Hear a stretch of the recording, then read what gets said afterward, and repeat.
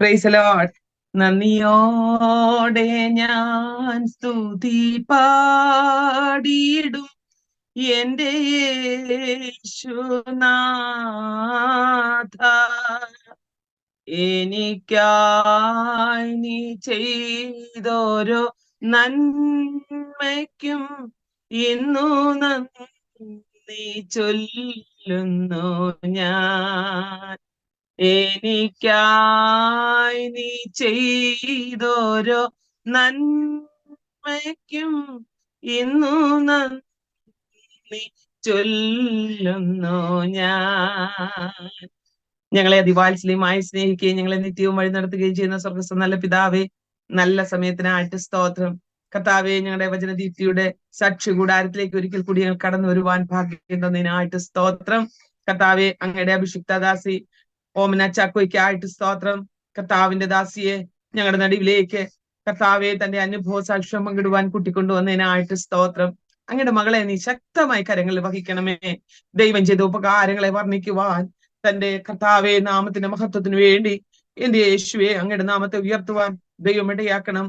ഇന്ന് പകലിൽ പരിശുദ്ധാത്മാവ് തന്നെ ഞങ്ങളുടെ ഇടയിൽ നിയന്ത്രിച്ചു നടത്തണം. കർത്താവെ, ഞങ്ങളുടെ സിസ്റ്റം, നെറ്റ്വർക്ക് കർത്താവെ എല്ലാം അനുഗ്രഹമാക്കേണ്ടതിനായിട്ട് പ്രാർത്ഥിക്കുന്നു. ഒന്നിലും ഒരു തടസ്സവും നേരിടാതെ വണ്ണം മുൻപോട്ട് കർത്താവെ ഞങ്ങളുടെ ഈ ടെസ്റ്റിമണി തീരും വരെയും ദൈവകൃപയിൽ ആശ്രയിച്ച് മുന്നേറുവാൻ ഞങ്ങളെ സഹായിച്ചാട്ടെ. പ്രാർത്ഥന കേട്ടതിനായിട്ട് സ്തോത്രം. യേശു ക്രിസ്തുവിൻ വിലയേറിയ നാമത്തിൽ തന്നെ ആമേൻ, ആമേൻ, ആമേൻ. Praise Lord. നമ്മുടെ വചനദീപ്തിയുടെ സാക്ഷി കൂടാരത്തിലേക്ക് ഇന്ന് നമ്മോടൊത്ത് സാക്ഷ്യം പങ്കിടുവാൻ കർത്താവിന്റെ ദാസി ഓമന ചാക്കോ കടന്നു വന്നിട്ടുണ്ട്. വളരെ സന്തോഷമുണ്ട് സിസ്റ്ററെ. ഞങ്ങൾക്ക് സിസ്റ്ററെ ഇന്ന് പകൽക്കാലം ഞങ്ങളുടെ ക്ഷണം സ്വീകരിച്ച് ഞങ്ങളുടെ നടുവിലേക്ക് കടന്നു വന്നതിന് ഞങ്ങൾ വളരെ സന്തോഷമുള്ളവരാണ്. കർത്താവിന്റെ ദാസിയെ ഇന്ന് പകൽക്കാലം ഞങ്ങളുടെ നടുവിലേക്ക് സ്വാഗതം ചെയ്യുന്നു. പ്രത്യേകാൽ കർത്താവിന്റെ ദാസിയുടെ ജീവിതത്തിൽ കർത്താവ് നടത്തിയ വിധങ്ങള്, തന്റെ ബാല്യകാല സ്മരണകള്, തന്റെ ഭവനത്തെക്കുറിച്ച് ധാരാളം കാര്യങ്ങൾ പറയുവാനുണ്ടല്ലോ. ഇന്ന് പകലിൽ നമ്മുടെ വചനദീപ്തിയുടെ പ്രേക്ഷകർക്ക് വേണ്ടി ഒക്കെയും പങ്കിടുവാൻ റെഡി ആയിരിക്കുന്നുവല്ലോ. ഇന്ന് കർത്താവിന്റെ ദാസിയെ ഞങ്ങൾ ക്ഷണിക്കുന്നു. പ്രിയപ്പെട്ട പ്രേക്ഷകരെ, കർത്താവിന്റെ ദാസിയുടെ സാക്ഷ്യം നിങ്ങൾക്ക് അനുഗ്രഹമായി എങ്കിൽ നിങ്ങളുടെ പ്രിയപ്പെട്ടവരിലേക്കൊക്കെ ഈ സാക്ഷ്യങ്ങൾ നിങ്ങൾ ഷെയർ ചെയ്തു കൊടുക്കണം. മാത്രമല്ല, ഇത് അനേകർക്ക് ആശ്വാസം തണലുമായി മാറണം. നിങ്ങൾക്ക് ആർക്കെങ്കിലും സാക്ഷ്യങ്ങൾ പറയുവാൻ താല്പര്യമുണ്ടെങ്കിൽ ഈ കാണുന്ന നിങ്ങൾ ഈ സാക്ഷ്യം കേട്ട് നിങ്ങളുടെ കമന്റ് ബോക്സിൽ നിങ്ങളുടെ നമ്പർ ഷെയർ ചെയ്താൽ തീർച്ചയായിട്ടും നിങ്ങളെയും ഞങ്ങൾ സ്വാഗതം ചെയ്യുന്നതായിരിക്കും. ഈ വചനദീപ്തിയുടെ സൂം പ്ലാറ്റ്ഫോമിൽ ഇന്ന് പകൽക്കാലം കടന്നു വന്ന പ്രിയപ്പെട്ടവർക്കും വചനദീപ്തിയുടെ പ്രേക്ഷകരായിരിക്കുന്ന പ്രിയപ്പെട്ടവർക്കും എല്ലാവർക്കും വീണ്ടും വരുന്നവനായ യേശു ക്രിസ്തുവിന്റെ നിസ്തുല്യ നാമത്തിൽ ഞാൻ എന്റെ സ്നേഹത്തെയും വന്ദനത്തെയും അറിയിച്ചുകൊണ്ട് കർത്തദാസിയെ ക്ഷണിച്ചു കൊള്ളുന്നു.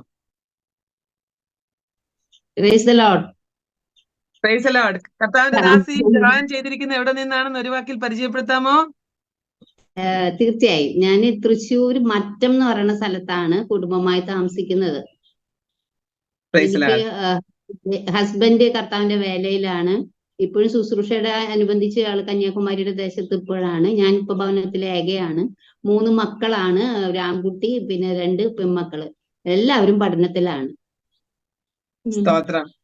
കർത്താവ് നടത്തിയ വിധങ്ങളെ കുറിച്ച് തന്റെ ബാല്യകാലത്തിലെ നല്ല സ്മരണകളെ ഒക്കെയോ ഇന്ന് പകൽക്കാലം നമുക്ക് ഓർത്ത് നല്ല കാര്യങ്ങൾ, നല്ല സ്മരണകൾ ഒക്കെ നമ്മുടെ പ്രേക്ഷകരോടായിട്ട് പങ്കിടാം. കർത്താവിന്റെ ദാസി തന്റെ സാക്ഷ്യം തുടർന്നാട്ടെ. കർത്താവിന്റെ പരിശുദ്ധ നാമം വീണ്ടും മഹത്വം എടുക്കട്ടെ. കർത്താവിനെ കുറിച്ച് പറയാനായിട്ട് 1000 നാവ് പോരാന്നുള്ള പാട്ടുകാരനോട് ചേർന്നാണ് ഞാനും ഇവിടെ നിൽക്കുന്നത്. കർത്താവ് എന്റെ ജീവിതത്തിൽ ചെയ്തു തന്ന ഉപകാരങ്ങൾ അനവധിയാണ്, കൃപകള്. അതുപോലെ ദൈവത്തിന്റെ മനസ്സലിവ്, കരുണ, കരുതൽ, വിശ്വസ്തത എല്ലാം അനുഭവിക്കുന്ന ഒരു പ്രിയ കർത്താവിന്റെ ഒരു പ്രിയ മകളാണെന്ന് തന്നെ എനിക്ക് എന്നെ കുറിച്ച് പറയാനായിട്ട് പറ്റും. അത്ര വലിയതാണ് എനിക്ക് വേണ്ടി കർത്താവ് ചെയ്തു തന്നത്. ദാസി ആ പാട്ട് പാടിയപ്പോൾ തന്നെ എന്റെ ഹൃദയത്തിൽ പരിശുദ്ധാത്മാവ് വളരെയധികം എന്താ പറയാ വളരെ ഇത് വന്നു. കാരണം എന്റെ ഒരു മൊബൈലിലുള്ള പാട്ടാണത്. 3 കൊല്ലത്തോളായി ഞാൻ ആ പാട്ട് തന്നെ വയ്ക്കുമ്പോ ആ പാട്ട് തന്നെ സഹോദരി പാടിയപ്പോൾ തന്നെ പരിശുദ്ധാത്മാവ് വളരെ ശക്തമായി എന്റെ ഉള്ളങ്ങളിൽ ഇടപെടാനായിട്ട് ഇടയായി. അതെ, കർത്താവ് ചെയ്തു തന്ന ഉപകാരങ്ങൾ അർഹതയില്ലാത്തത് അർഹതയില്ല എനിക്ക് ഒന്നും നേടുവാനായിട്ട്. അങ്ങനെയാണ്. ഇനി എൻ്റെ ബാല്യകാലത്തിലേക്ക് ഞാൻ കടക്കുകയാണ്. ഞാൻ തൃശ്ശൂരാണ്, ടൗണിലാണ് താമസിച്ചിരുന്നത്. എൻ്റെ ഫാദർ ഫയർമാൻ ആയിരുന്നു. ഞങ്ങൾ 4 സഹോദരികള്, 2 സഹോദരന്മാരാണ് എനിക്കുള്ളത്, 3 ചേച്ചിമാര്, പിന്നെ ഒരു സഹോദരൻ, പിന്നെ ഞാൻ, പിന്നെ എൻ്റെ അനിയൻ. അങ്ങനെ ഞങ്ങൾ 6 പേരും ഇപ്പൊ ജീവിച്ചിരിക്കുന്നു. പാരൻസ്, 2 പേരുടെയും പാരൻസ് ഒക്കെ മരിച്ചുപോയി, ഭൂമിയിൽ നിന്ന് മാറ്റപ്പെട്ടു. ചേട്ടനെ സംബന്ധിച്ച് പറയുകയാണെങ്കിൽ 2 സഹോദരന്മാരും ഒരു 2 പെങ്ങന്മാരും അങ്ങനെയാണുള്ളത്. അതിനകത്ത് ഒരു സഹോദരൻ മരണപ്പെട്ടു, ഭൂമിയിൽ നിന്ന് പെട്ടെന്ന് അറ്റാക്കായിട്ട് മരിച്ചുപോയി. പിന്നെ ഇപ്പൊ ഒരു അനിയൻ മാത്രമേ ഉള്ളൂ. പിന്നെ 2 സഹോദരിമാരും ജീവിച്ചിരിക്കുന്നു. അവരുടെ പാരൻസും മരിച്ചുപോയി. കർത്താവിന്റെ സമയത്ത് തന്നെ ഓരോരുത്തരും അങ്ങനെ ഭൂമിയിൽ നിന്ന് മാറ്റപ്പെട്ടു. ആരും തന്നെ ഇപ്പോഴും ഞങ്ങളുടേതായ വിശ്വാസത്തിലേക്ക് കടന്നു വന്നിട്ടില്ല. എല്ലാവരും കത്തോലിക്ക ബാക്ക്ഗ്രൗണ്ടിൽ തന്നെ നിൽക്കുന്നു. ഞാന് കത്തോലിക്ക സമുദായത്തിലാണ് ജനിച്ച് വളർത്തപ്പെട്ടത്. തൃശ്ശൂര് ടൗണില് എൻ്റെ അപ്പൻ ഫയർമാൻ ആയിരുന്നുകൊണ്ട് ക്വാർട്ടേഴ്സിലായിരുന്നു ഞങ്ങളുടെ ജീവിതം തുടങ്ങിയത്. അമ്മ ജോലിക്കാരിയ വീട്ടമ്മയാണെങ്കിലും കൂടി അമ്മ പച്ചക്കറി ചെയ്തും അതുപോലെ തന്നെ പശുവിനെ വളർത്തി, ആടിനെ വളർത്തി, കോഴീനെ വളർത്തി, അമ്മയെ കൊണ്ടാവുന്ന ഒരു സാമ്പത്തിക നന്മ ഞങ്ങൾക്ക് എല്ലാവർക്കും തന്നു. അങ്ങനെ പട്ടിണി ഇല്ലാതെ ദാരിദ്ര്യം എന്തെന്നും ഞങ്ങൾ അറിഞ്ഞിട്ടില്ല. ചെറുപ്പം തുടങ്ങിയിട്ട് തന്നെ ഞങ്ങൾക്ക് തുണികള്, ഡ്രസ്സുകള്, എല്ലാം, വിദ്യാഭ്യാസം എല്ലാം ഞങ്ങൾക്ക്. അതുപോലെ തന്നെ അത്യാവശ്യം ഒരു ഭക്തിയുള്ള പാരൻസ് തന്നെ ആയിരുന്നു. ഏത്തിൽ വിശ്വസിക്കുകയും കുർബാനയ്ക്കൊക്കെ ഞാനും അത് വെക്കേഷൻ ആകുമ്പോ ഒക്കെ കടന്നു പോകും. വളരെ ഭക്തിയോടെയൊക്കെ തന്നെയാണ് ഞാൻ എൻ്റെ ജീവിതം, എൻ്റെ ബാല്യകാലമായിരുന്നത്. സഹോദരന്മാരൊക്കെ ആയിട്ട് ഞങ്ങൾ വളരെ സ്നേഹത്തിൽ തന്നെയാണ്. ഇപ്പോഴും അങ്ങനെ തന്നെയാണ്. ഈ ആത്മീയ വിഷയം പറയുമ്പോൾ മാത്രമാണ് ഞങ്ങൾ തമ്മിൽ ഇപ്പോഴും ഒരു ഇതുള്ളത്. പക്ഷെ അന്നും ഇന്നും സ്നേഹത്തിനും സഹകരണത്തിനും അങ്ങോട്ടും ഇങ്ങോട്ടുള്ള ആ ഒരു, എപ്പോൾ ആർക്ക് എന്ത് സഹായം, ഇപ്പൊ ഞാനായാലും അത് അവരെപ്പോ വിളിച്ചാലും ഞാൻ അങ്ങോട്ട് കടന്നു പോവുകയും അവര് അതുപോലെ തന്നെ എനിക്ക് എന്തെങ്കിലും ആവശ്യമുണ്ടെങ്കിൽ ഇങ്ങോട്ട് കടന്നു വരികയും ഒക്കെ ചെയ്യുന്നുണ്ട്. അപ്പൊ സ്നേഹത്തിനോ അതുപോലെ തന്നെ സഹകരണത്തിനോ ഒന്നും എൻ്റെ വീട്ടുകാര് എനിക്കൊരു തടസ്സമായിരുന്നില്ല. ഞാൻ സ്നാനപ്പെട്ടു എന്നുള്ള പേര്. പക്ഷെ ചേട്ടന്റെ വീട് നേരെ തിരിച്ചാണ്. അവര് ഭയങ്കര എതിർപ്പായിരുന്നു. അപ്പോ കല്യാണം, ഞാൻ ഇപ്പോൾ ജനറൽ നഴ്സിംഗ് പാസ്സായി 1990 എലൈറ്റ് മിഷൻ ഹോസ്പിറ്റലില്. എൻ്റെ അപ്പൻ പെൻഷൻ പറ്റുമ്പോൾ എനിക്ക് 7 ഞാൻ പഠിക്കുന്നു, എൻ്റെ മൂത്ത സഹോദരൻ 10 പഠിക്കുന്നു, ഇളയ സഹോദരൻ 4 പഠിക്കുന്നു. അപ്പൊ പിന്നെ പെൻഷൻ പറ്റിയാലും ജീവിക്കണമല്ലോ. അപ്പൊ ഞങ്ങൾ തൃശ്ശൂർ ടൗണിൽ നിന്ന് പിന്നെ മാറി കുരിയച്ചിറ എന്ന് പറയുന്ന സ്ഥലത്താണ് ഭവനം വെച്ച് താമസിക്കാനായിട്ട് ഇടയായി. അപ്പോ അപ്പൻ വാച്ച്മാൻ ആയിട്ട് ജോലിക്ക് പിന്നെ പോവുകയാണ്. ഈ 55 വയസ്സിലാണ് അന്ന് പെൻഷൻ പറ്റുന്നത്. ഇപ്പോഴാണ് 56 വയസ്സ്. അങ്ങനെ 55 വയസ്സായ അപ്പൻ പിന്നെ വാച്ച്മാൻ ആയിട്ട് ജോസ് തിയേറ്റർ എന്ന് പറയുന്ന സിനിമ തിയേറ്ററിൽ വാച്ച്മാൻ ആയി. അതുപോലെ സ്വപ്ന തിയേറ്ററിൽ വാച്ച്മാൻ ആയി. അത് കഴിഞ്ഞ് എലൈറ്റ് ഹോട്ടലിൽ വാച്ച്മാൻ ആയി. അത് കഴിഞ്ഞ് എലൈറ്റ് ഹോസ്പിറ്റലിൽ വാച്ച്മാൻ ആയി. അങ്ങനെ അവിടെ വാച്ച്മാനായിട്ട് നിൽക്കുമ്പോഴാണ് ഞാനാണെങ്കിൽ പ്രീ ഡിഗ്രി പോയിട്ട് SLCക്ക് എനിക്ക് ഡിസ്റ്റിങ്ഷൻ അല്ല, ഫസ്റ്റ് ക്ലാസ് ഉണ്ടായിരുന്നെങ്കിലും പ്രീ ഡിഗ്രി, അന്നൊക്കെ പ്രീ ഡിഗ്രി ആണ്, +2 അല്ല, പ്രീ ഡിഗ്രിയിലെ ചെന്ന് ഞാൻ 2 സബ്ജക്റ്റിന് തോറ്റു. അങ്ങനെ അതുകൊണ്ട് അത് ഞാൻ എഴുതിയെടുത്തെങ്കിലും അപ്പം പിന്നെ പറഞ്ഞു എൻ്റെ മൂത്ത ചേച്ചി സ്റ്റാഫ് നഴ്സായിട്ട് ഗവൺമെന്റ് നഴ്സിംഗ് സ്കൂളിലാണ്, തൃശ്ശൂരാണ് പഠിച്ചത്. അപ്പൊ അത് ഫ്രീ ആയിട്ടാണല്ലോ ഗവൺമെന്റ് പഠിക്കുന്നത്. അപ്പൊ സ്റ്റാഫ് നഴ്സായിട്ട് ജോലി ചെയ്യുകയായിരുന്നു. അപ്പം പറഞ്ഞു, നിന്നെ എനിക്ക് അങ്ങനെ പഠിപ്പിക്കാൻ പറ്റില്ല, ഗവൺമെന്റ് പ്രൈവറ്റിൽ വിട്ട് പഠിപ്പിക്കണമെങ്കിൽ പൈസ വേണം, ഡൊണേഷൻ കൊടുക്കണം. അപ്പൊ എനിക്ക് മാർക്കും കുറഞ്ഞു പോയിട്ടുണ്ട്. അപ്പൊ ഗവൺമെന്റിൽ എനിക്ക് കിട്ടില്ല. അപ്പൊ ഞാൻ സെയിൽസ് ഗേളായിട്ട് കുറച്ച് നാൾ പോവാനായിട്ട് തുടങ്ങി. അങ്ങനെ പോകുമ്പോഴാണ്, പക്ഷെ എൻ്റെ ചേച്ചി അപ്പൊ ദുബായിലായതുകൊണ്ട് ചേച്ചി വിളിച്ചു പറഞ്ഞു, അവളെ എന്തായാലും നഴ്സിങ്ങിന് വിടണം, അവളേക്കുള്ള പൈസ ഡൊണേഷൻ ഞാൻ തരാന്ന് പറഞ്ഞു. അങ്ങനെ അപ്പൻ വാച്ച്മാനായി എലൈറ്റ് ഹോട്ടലിൽ വർക്ക് ചെയ്യുന്നത് കൊണ്ട് അതിന്റെ റെക്കമെൻഡ് പ്രകാരം 15,000 രൂപയാണ് ഡൊണേഷൻ ഒരു അഡ്മിഷന് അന്ന്. പക്ഷെ എനിക്ക് 7,500 രൂപയ്ക്ക് അപ്പന്റെ കെയർ ഓഫിൽ കിട്ടാനായിട്ട് ഇടയായി. അങ്ങനെ ഞാൻ GNM അവിടുന്ന് പാസ് ഔട്ടായി. 2 ഗോൾഡ് മെഡലാണ് ഞാൻ ഒപ്പം കരസ്ഥമാക്കിയത്. കാരണം ആ ഒരു വിഷമം ഉണ്ടായിരുന്നു മാർക്ക് കുറഞ്ഞു പോയതിന്റെ. അപ്പൊ അതൊരു കോമ്പൻസേഷൻ പോലെ നന്നായി പഠിച്ച് ഞാൻ 7ാമത്തെ ബാച്ചായിരുന്നു അവിടുത്തെ. പക്ഷെ 6 ബാച്ചിലും കിട്ടാത്ത, കുട്ടികൾക്ക് കിട്ടാത്ത മെഡലാണ് ഞാൻ 2 മെഡലും കരസ്ഥമാക്കി. അങ്ങനെ ഞാൻ പാസ് ഔട്ടായി, 90-ൽ പാസ് ഔട്ടായി. അത് കഴിഞ്ഞ് 92-ലാണ് എനിക്കിങ്ങനെ ഇപ്പോഴായിരിക്കുന്ന ഹസ്ബൻഡിന് ആലോചന വരികയും അദ്ദേഹം അന്ന് സൗദിയിലായിരുന്നു. അപ്പൊ എനിക്ക് എൻ്റെ ഹൃദയത്തിലെ ഏറ്റവും ദേഷ്യമുള്ള ഒരു സ്ഥലമാണ് സൗദി. കാരണം ഒന്നേ ഉള്ളൂ, അവിടെ കുർബാന ഇല്ല, അങ്ങനെയൊക്കെയുള്ള ഒരു അറിവാണ് അന്ന്. അപ്പൊ കുർബാന ഇല്ല, ദൈവമില്ല, അപ്പൊ അങ്ങനെയൊക്കെയുള്ള ഒരു ചിന്തയായതുകൊണ്ട് പ്രാർത്ഥിക്കാനൊന്നും പറ്റില്ലല്ലോ. അങ്ങനെ ഓർത്തിട്ടാണ് എനിക്ക് സൗദികളെ ഇഷ്ടമല്ലാത്ത. പക്ഷെ എന്ത് പറയുന്നു, ഇവര് വന്ന് ചേട്ടൻ ശരിക്കും ചേട്ടന്റെ വലത്ത് കൈയിൽ ഒരു നെർവ് ഇഞ്ചുറി ആയിട്ടാണ് ആള് കാണാൻ വരുന്നത്. അപ്പൊ ആ നെർവ് ഇഞ്ചുറി കൊണ്ട് കൈ വർക്ക് ഒക്കെ ചെയ്യുന്നുണ്ട്. അപ്പൊ സർജറിക്ക് വേണ്ടിയിട്ടാണ് കടന്നു വന്നതെങ്കിലും എന്നെ കണ്ടു കഴിഞ്ഞപ്പോ എന്നെ വിവാഹം കഴിച്ചേ പറ്റൂ. അപ്പൊ 1 മാസം ഉണ്ടായിരുന്നുള്ളൂ. അപ്പൊ തന്നെ കല്യാണം കഴിക്കണം എന്നും പറഞ്ഞ് വാശി പിടിച്ച് അങ്ങനെ എന്റെ വീട്ടുകാർക്കും അവർക്കൊക്കെ, അവരൊക്കെ ഭയങ്കര സ്നേഹം എന്ന് പറയണ എല്ലാവർക്കും ഉണ്ട്. അപ്പൊ ആ വീട്ടിലും അതെ, അപ്പച്ചനും അമ്മ, 2 സഹോദരങ്ങൾ അന്നുണ്ടായിരുന്നു, 2 പെങ്ങന്മാരുണ്ടായിരുന്നു, എല്ലാവരും നല്ല സ്നേഹമുള്ളവരായിരുന്നു. ചേട്ടനും അതെ, സ്നേഹപ്രകടനത്തിന് ഒരു കുറവുമില്ല. അങ്ങനെ ഞങ്ങൾ കല്യാണം അങ്ങനെ മാർച്ചിൽ ഞങ്ങളുടെ നടക്കുകയാണ്. അങ്ങനെ 1 മാസം കഴിഞ്ഞപ്പോൾ ചേട്ടൻ പോവാനായിട്ട് സൗദിയിലേക്ക് തിരിച്ചുപോയി. അപ്പൊ ഞാൻ ഒരാഴ്ച കാലം കരഞ്ഞോണ്ടേ നടക്കുകയാണ്. എന്തോ വലിയ കാര്യം ഒരു നഷ്ടപ്പെട്ടു എന്ന് പറഞ്ഞ് ഞാൻ എല്ലാ നൈറ്റിലും കരയും. ചേട്ടൻ എന്നും ഇങ്ങനെ കത്ത് എഴുതിക്കൊണ്ടിരിക്കും. ഇങ്ങനെയൊക്കെയുള്ള ഒരു പ്രകടനമായിരുന്നു. പൊട്ടുകൂത്തില്ല, മുടി അഴിച്ചിട്ടില്ല, അങ്ങനെയൊക്കെയുള്ള വലിയ ഇതൊക്കെ എടുത്ത് ഇങ്ങനെ കരഞ്ഞുകൊണ്ട് നടക്കുമ്പോഴാണ്. അപ്പൊ എല്ലാ വെള്ളിയാഴ്ചയും ലൈറ്റ് ഹോസ്പിറ്റലിൽ ഞാനപ്പോ സ്റ്റാഫ് നേഴ്സായിട്ട് തന്നെ വർക്ക് ചെയ്യാം. അപ്പൊ എല്ലാ വെള്ളിയാഴ്ചയും അവിടെ ചെന്ന് പോസ്റ്റ് ഓഫീസിൽ ലെറ്റർ പോസ്റ്റ് ചെയ്യും ചേട്ടനെ.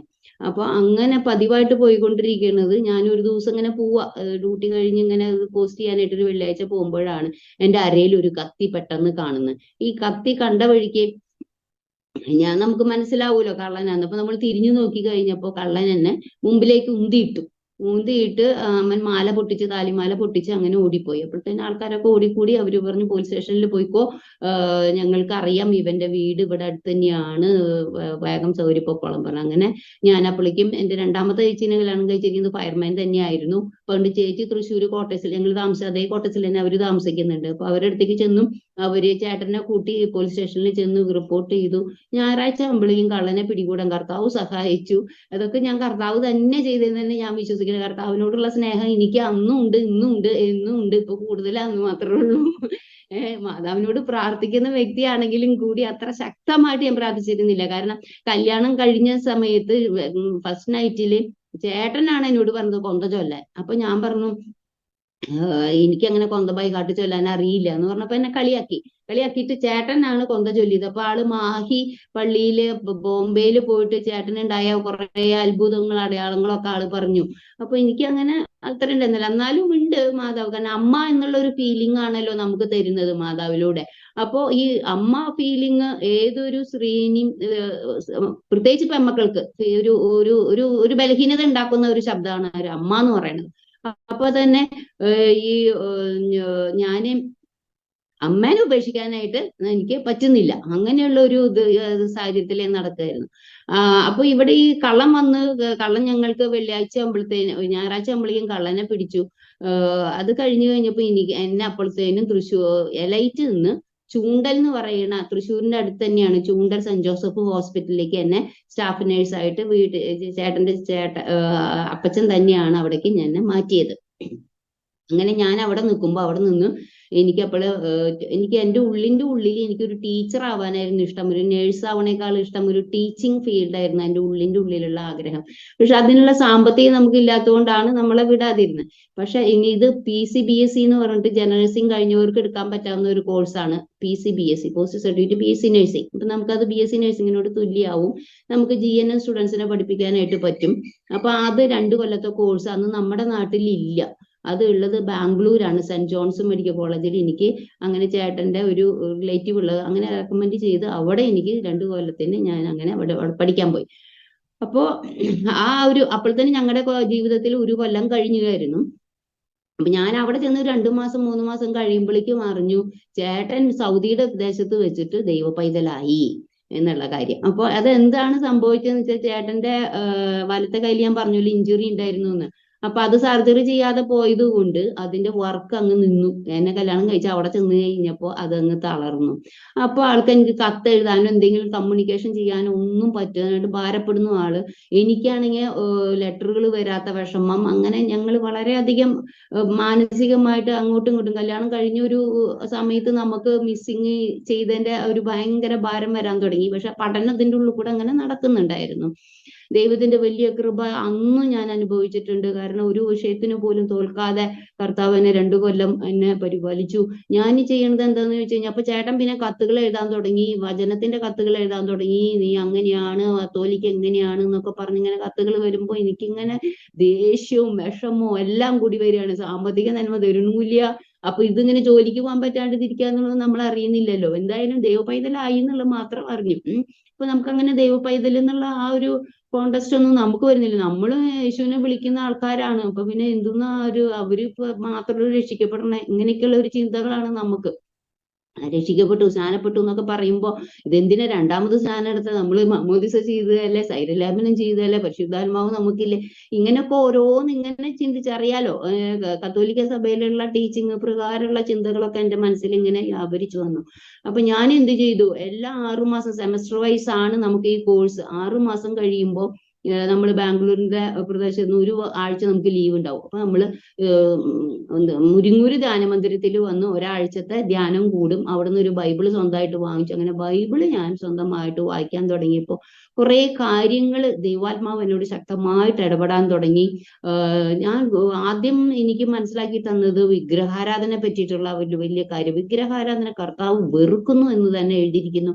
വിഗ്രഹാരാധന ചെയ്യുന്നവർക്ക് 4 തലമുറ വരെ അവര് ശപിക്കപ്പെട്ടിരിക്കും. അതുപോലെ അത് ഇല്ലാതെ നിൽക്കുന്ന വ്യക്തികളെ 1000 തലമുറ വരെ അനുഗ്രഹിക്കും. നിന്റെ മുൻപിൽ ജീവനും മരണവും ഇരിക്കുന്ന ഏത് വേണമെങ്കിലും നിനക്ക് തെരഞ്ഞെടുക്കാം. ഇങ്ങനെയുള്ള വചനങ്ങളൊക്കെ എൻ്റെ ആത്മാവിലൂടെ ശക്തമായി ഇടപെട്ടു. യേശയ്യാവിന്റെ പുസ്തകത്തിലുള്ള വചനങ്ങൾ, മരം കൊണ്ട് ഒരു മണ്ണ് കൊണ്ട് ഉണ്ടാക്കുന്നു. അതുപോലെ റോമർ അധ്യായത്തിലെ പറയുന്നു, മനുഷ്യന്റെ അക്ഷയനായ ദൈവത്തിന്റെ രൂപത്തെ അവരെ ക്ഷയമുള്ള ഒരു മനുഷ്യനാക്കി, ജാതി അങ്ങനെയുള്ള മൃഗങ്ങളെയൊക്കെ അവരെ ആരാധിക്കാനും അങ്ങനെയൊക്കെ ചെയ്യാനായിട്ട് തുടങ്ങിയപ്പോ ദൈവം തന്നെ കോപത്താൽ അവരെ അപമാന രാഗങ്ങളിൽ ഏൽപ്പിച്ചു. ഇങ്ങനെയുള്ള വചനങ്ങളൊക്കെ ഞാനിങ്ങനെ തന്നെത്താൻ വായിച്ച് ഗ്രഹിക്കുമ്പോൾ എനിക്ക് ഇങ്ങനെ ഉള്ളിലിങ്ങനെ അതൊക്കെ കിടന്ന് ഇങ്ങനെ ആകെ സംശയങ്ങളും. അപ്പൊ ഞാൻ കാണുന്ന ബന്ധകോസ്തോ എന്ന് പറയുന്ന വ്യക്തികൾക്ക് ഒരു സാക്ഷ്യമില്ലാത്തവരാണ്. അങ്ങനെ അവര് പ്രസംഗിക്കുന്നു എങ്കിലും കൂടി പക്ഷെ സാക്ഷിയില്ല. അവര് സ്വർഗത്തെ പോകുന്നു പറഞ്ഞു കഴിഞ്ഞാൽ എങ്ങനെ ശരിയാവും? അതിനേക്കാൾ നന്നായി ജീവിക്കുന്ന ഞാനല്ലേ? അപ്പൊ ഞാനല്ലേ സ്വർഗത്തെ പോകുള്ളൂ? ഇതൊക്കെയാണ് നമ്മുടെ ഉള്ളിൽ കിടന്ന് ഇങ്ങനെ. അത് രക്ഷ വ്യക്തിപരമാണ് എന്നുള്ള ആ ഒരു ബോധ്യത്തിലേക്ക് നമ്മളന്ന് വന്നിട്ടില്ല. മനസ്സിലായി? നമ്മൾക്ക് ഇതൊക്കെ ഇങ്ങനെ വായിക്കുമ്പോഴുള്ള കൺഫ്യൂഷനുകളാണ് ഞാനിപ്പോ പറയുന്നത്, നമ്മുടെ ഹൃദയത്തിലുള്ള കൺഫ്യൂഷനുകൾ. അപ്പൊ ഞാൻ തന്നെ ഞാൻ തീരുമാനിച്ചു, വിഗ്രഹത്തെ മുത്തില്ല, വിഗ്രഹത്തിന്റെ മുമ്പിൽ മുട്ടുകുത്തില്ല, പെരുന്നാളുകൾ ആഘോഷിക്കാനായിട്ടുള്ള ആ ഒരു ഇൻട്രസ്റ്റ് ഞാൻ കുറച്ചു. അതുപോലെ ഞാൻ ഓർത്ത്, ഈ എന്തിനാ എപ്പോഴും ഒരു ദൈവത്തിന്റെ ഒരു വചനം, മനുഷ്യർക്കിടയിലെ ഏക മധ്യസ്ഥൻ കർത്താവായ യേശു ക്രിസ്തു. അപ്പൊ ആ ഒരു വചനം വളരെ ശക്തമായിട്ട് ഇടപെട്ടു.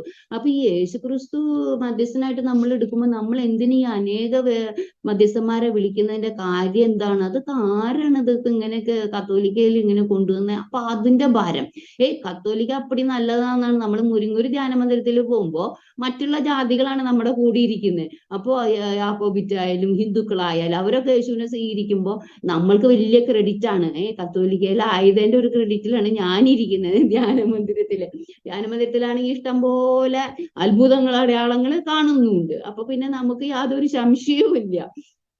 ഓക്കെ. പക്ഷെ വചനത്തിന്റെ ആഴങ്ങളൊക്കെ കർത്താവ് പിന്നെ നമ്മളെ പഠിപ്പിക്കുകയാണ് ഉണ്ടായത്.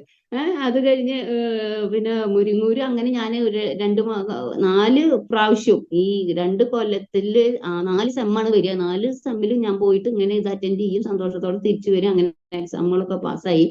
അങ്ങനെ ബോണ്ട് ചെയ്തുകൊണ്ടിരിക്കുന്ന സമയത്താണ് ചേട്ടൻ വരുന്നത്. ചേട്ടൻ ദൈവ പൈതലായെന്നും പറഞ്ഞു വരുന്നത്. അപ്പോഴാണ് ഈ കഥകളൊക്കെ പറയുന്ന കൈ ഇങ്ങനെയായി അങ്ങനെയായി ഇങ്ങനെയായി. അപ്പൊ അതുവരെയുള്ള ഒരു കമ്മ്യൂണിക്കേഷൻ ഗ്യാപ്പ് ഒരു വല്ലാത്ത ഗ്യാപ്പായി പോയി. 3 കൊല്ലത്തെ ആൾക്ക് ഇത് എഴുതാൻ പറ്റുന്നില്ല, ലെറ്റർ എഴുതാൻ പറ്റാത്തതും കൈ ഇതായതും കർത്താവ് തൊട്ട് സൗഖ്യമാക്കി.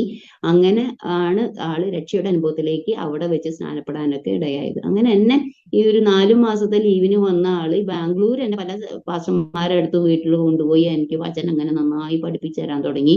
അപ്പോഴും ഈ എന്നെ 3 ദിവസം ഒരു പാസ്റ്ററിന്റെ അടുത്ത് ഇരുന്ന് വീട്ടിൽ നിന്ന് വചനം കേൾപ്പിച്ച് കഴിഞ്ഞിട്ട് ഇറങ്ങാൻ നേരത്ത് ആ പാസ്റ്റർ പറഞ്ഞു, നിങ്ങൾക്ക് വേണ്ടി ഞാനൊരു വാക്ക് പ്രാർത്ഥിക്കാന്ന് പറഞ്ഞു. അങ്ങനെ ഞങ്ങൾക്ക് വേണ്ടി പ്രാർത്ഥിക്കുമ്പോൾ അപ്പൊ തന്നെ ആ പാസ്റ്റർ പറഞ്ഞു, നിങ്ങളുടെ 2 പേരുടെയും തലയുടെ മുകളിൽ ആര് നിൽക്കുന്നുണ്ട്? കർത്താവ് നിൽക്കുന്നുണ്ട് എന്ന് പറഞ്ഞു. അപ്പൊ എനിക്ക് ഒന്നും കൂടി ക്രെഡിറ്റ് ആയി. ഞാനിപ്പോ കത്തോലിക്ക എന്ന് പറഞ്ഞിട്ട് ഇപ്പൊ കർത്താവ് എന്റെ കൂടെ ഉണ്ടല്ലോ.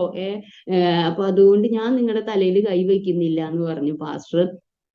അപ്പൊ ഞാൻ ആ കേട്ട വചനങ്ങളും ഒക്കെ അവിടെ തന്നെ നിങ്ങളുടെ ഹൃദയത്തിൽ എന്നെ വെച്ചു.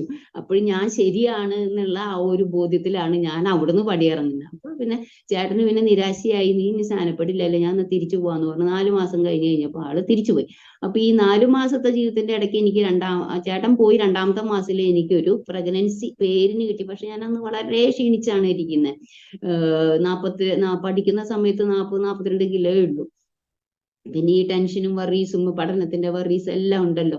അങ്ങനെ ആ കുഞ്ഞ് അബോർട്ട് ആയിപ്പോയി. 2ാമത്തെ മാസത്തിൽ അബോർട്ട് ആയിപ്പോയി. അങ്ങനെ അബോർഷൻ കഴിഞ്ഞു. പിന്നെ അവിടുന്ന് പിന്നെ ഈ ബോണ്ട് കഴിഞ്ഞ് അപ്പോഴേക്കും 1995 ആയി. 96 എന്റെ ബോണ്ട് കഴിഞ്ഞ് ഞാൻ തൃശ്ശൂരിന്റെ ദേശത്തേക്ക് തിരിച്ചു വന്ന് ഞാൻ സ്റ്റാഫ് നേഴ്സായിട്ട് വർക്ക് ചെയ്തു എന്ന് പറഞ്ഞല്ലോ, ചുണ്ടൽ സെന്റ് ജോസഫ് ഹോസ്പിറ്റലിൽ. അപ്പൊ അവിടെ തന്നെ ട്യൂട്ടറായിട്ട് പിന്നെ വർക്ക് ചെയ്തു. ട്യൂട്ടറായിട്ട് വർക്ക് ചെയ്തുകൊണ്ടിരിക്കുമ്പോഴാണ് എനിക്ക് PSCയുടെ പോസ്റ്റിംഗ് വരുന്നത്. PSC ഗവൺമെന്റിലെ സ്റ്റാഫ് നേഴ്സായിട്ട് എനിക്ക് ഇപ്പൊ പോസ്റ്റിംഗ് വന്ന് കോഴിക്കോട് കുതിരവട്ടത്തായിരുന്നു ഞാൻ 5 കൊല്ലം. അവിടെയാണ് ഞാൻ വർക്ക് ചെയ്തത്. അവിടെ വർക്ക് ചെയ്തുകൊണ്ടിരിക്കുമ്പോൾ 97 ഞാൻ അവിടെ ജോയിൻ ചെയ്തു. അതുപോലെ 98 ആകുമ്പോഴത്തേനും ചേട്ടൻ വീണ്ടും വന്നു. അപ്പോഴത്തേനും ഒരു 3 കൊല്ലം കൂടി ഞങ്ങളുടെ ജീവിതത്തിൽ കടന്നുപോയി. അപ്പം ശരിയായിട്ടുള്ള കമ്മ്യൂണിക്കേഷൻ അങ്ങനെയൊന്നുമില്ല. ഞാൻ ഈ താലിമാലയൊക്കെ കഴുത്തിലിട്ടിട്ടുണ്ട്, സ്വർണ്ണങ്ങളൊന്നും ഉപേക്ഷിച്ചിട്ടില്ല.